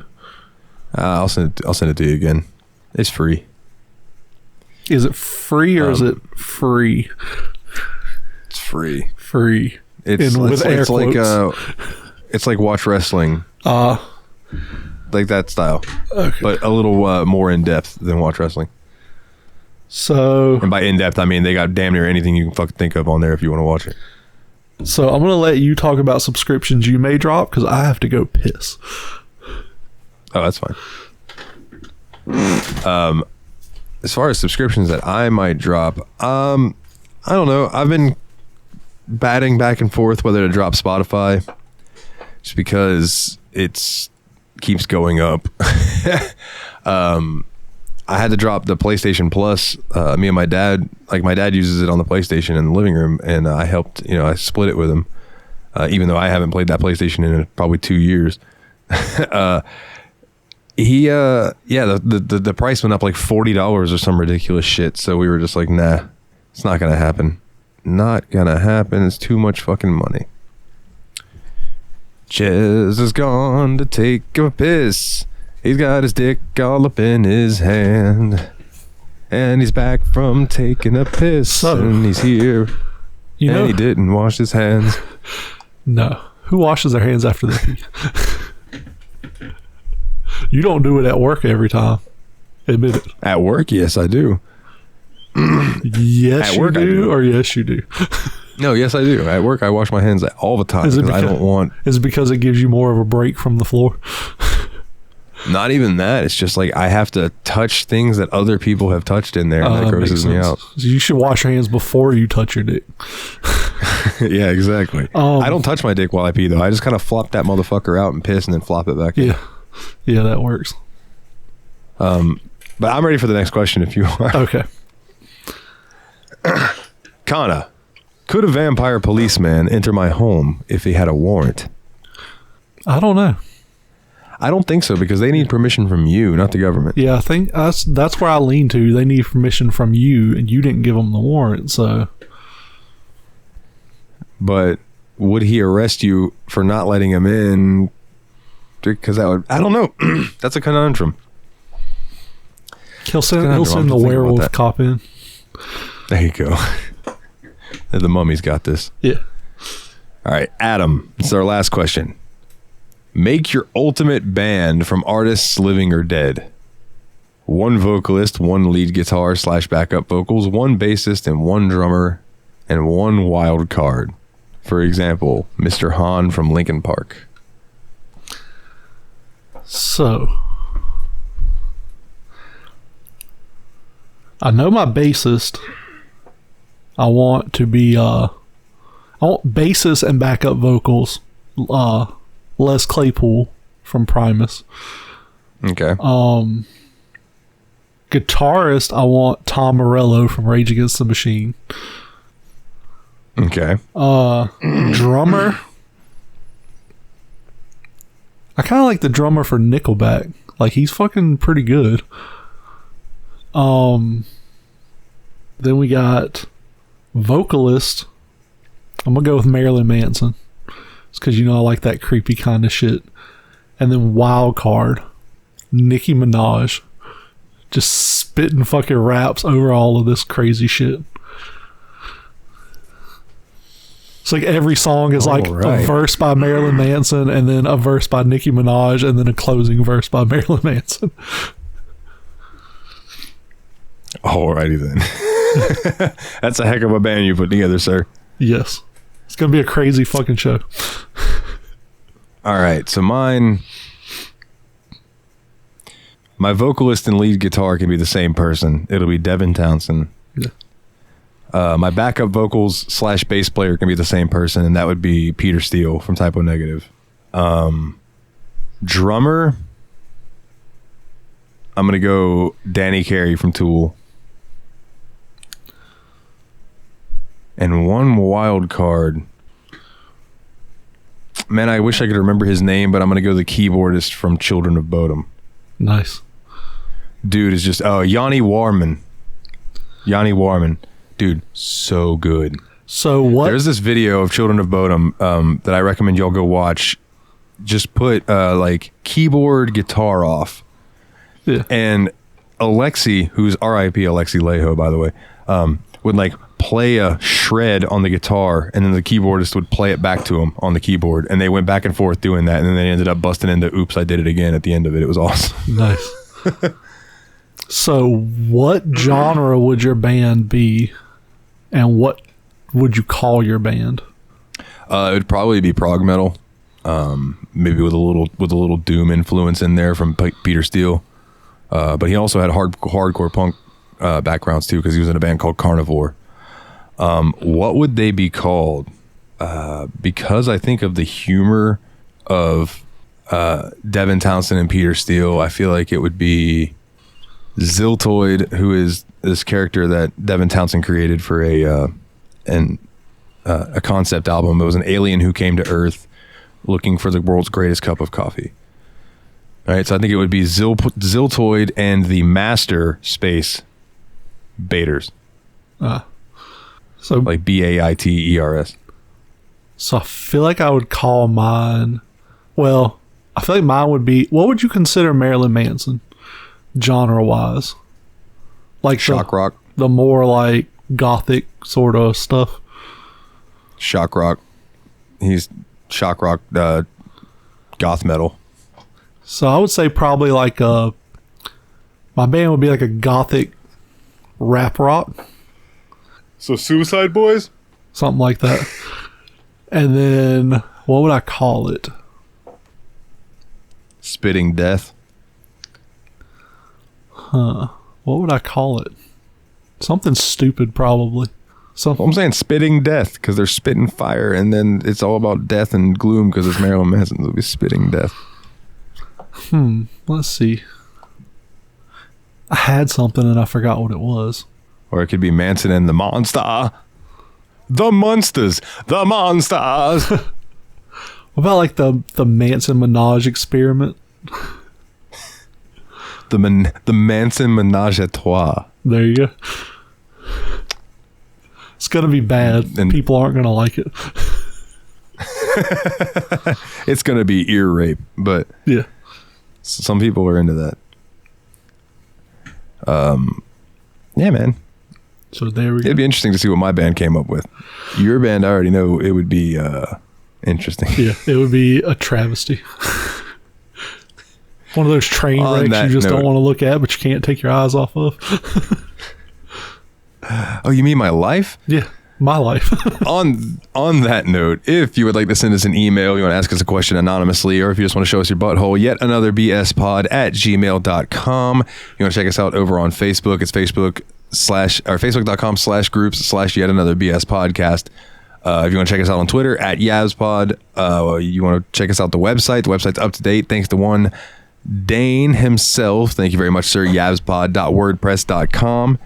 Dane is also working on getting all the YouTube videos up for the episodes on there, and Brandy is very happy about that, so thank you, Dane. So if you would like, what is he using as video on YouTube, or is he just putting like a thumbnail?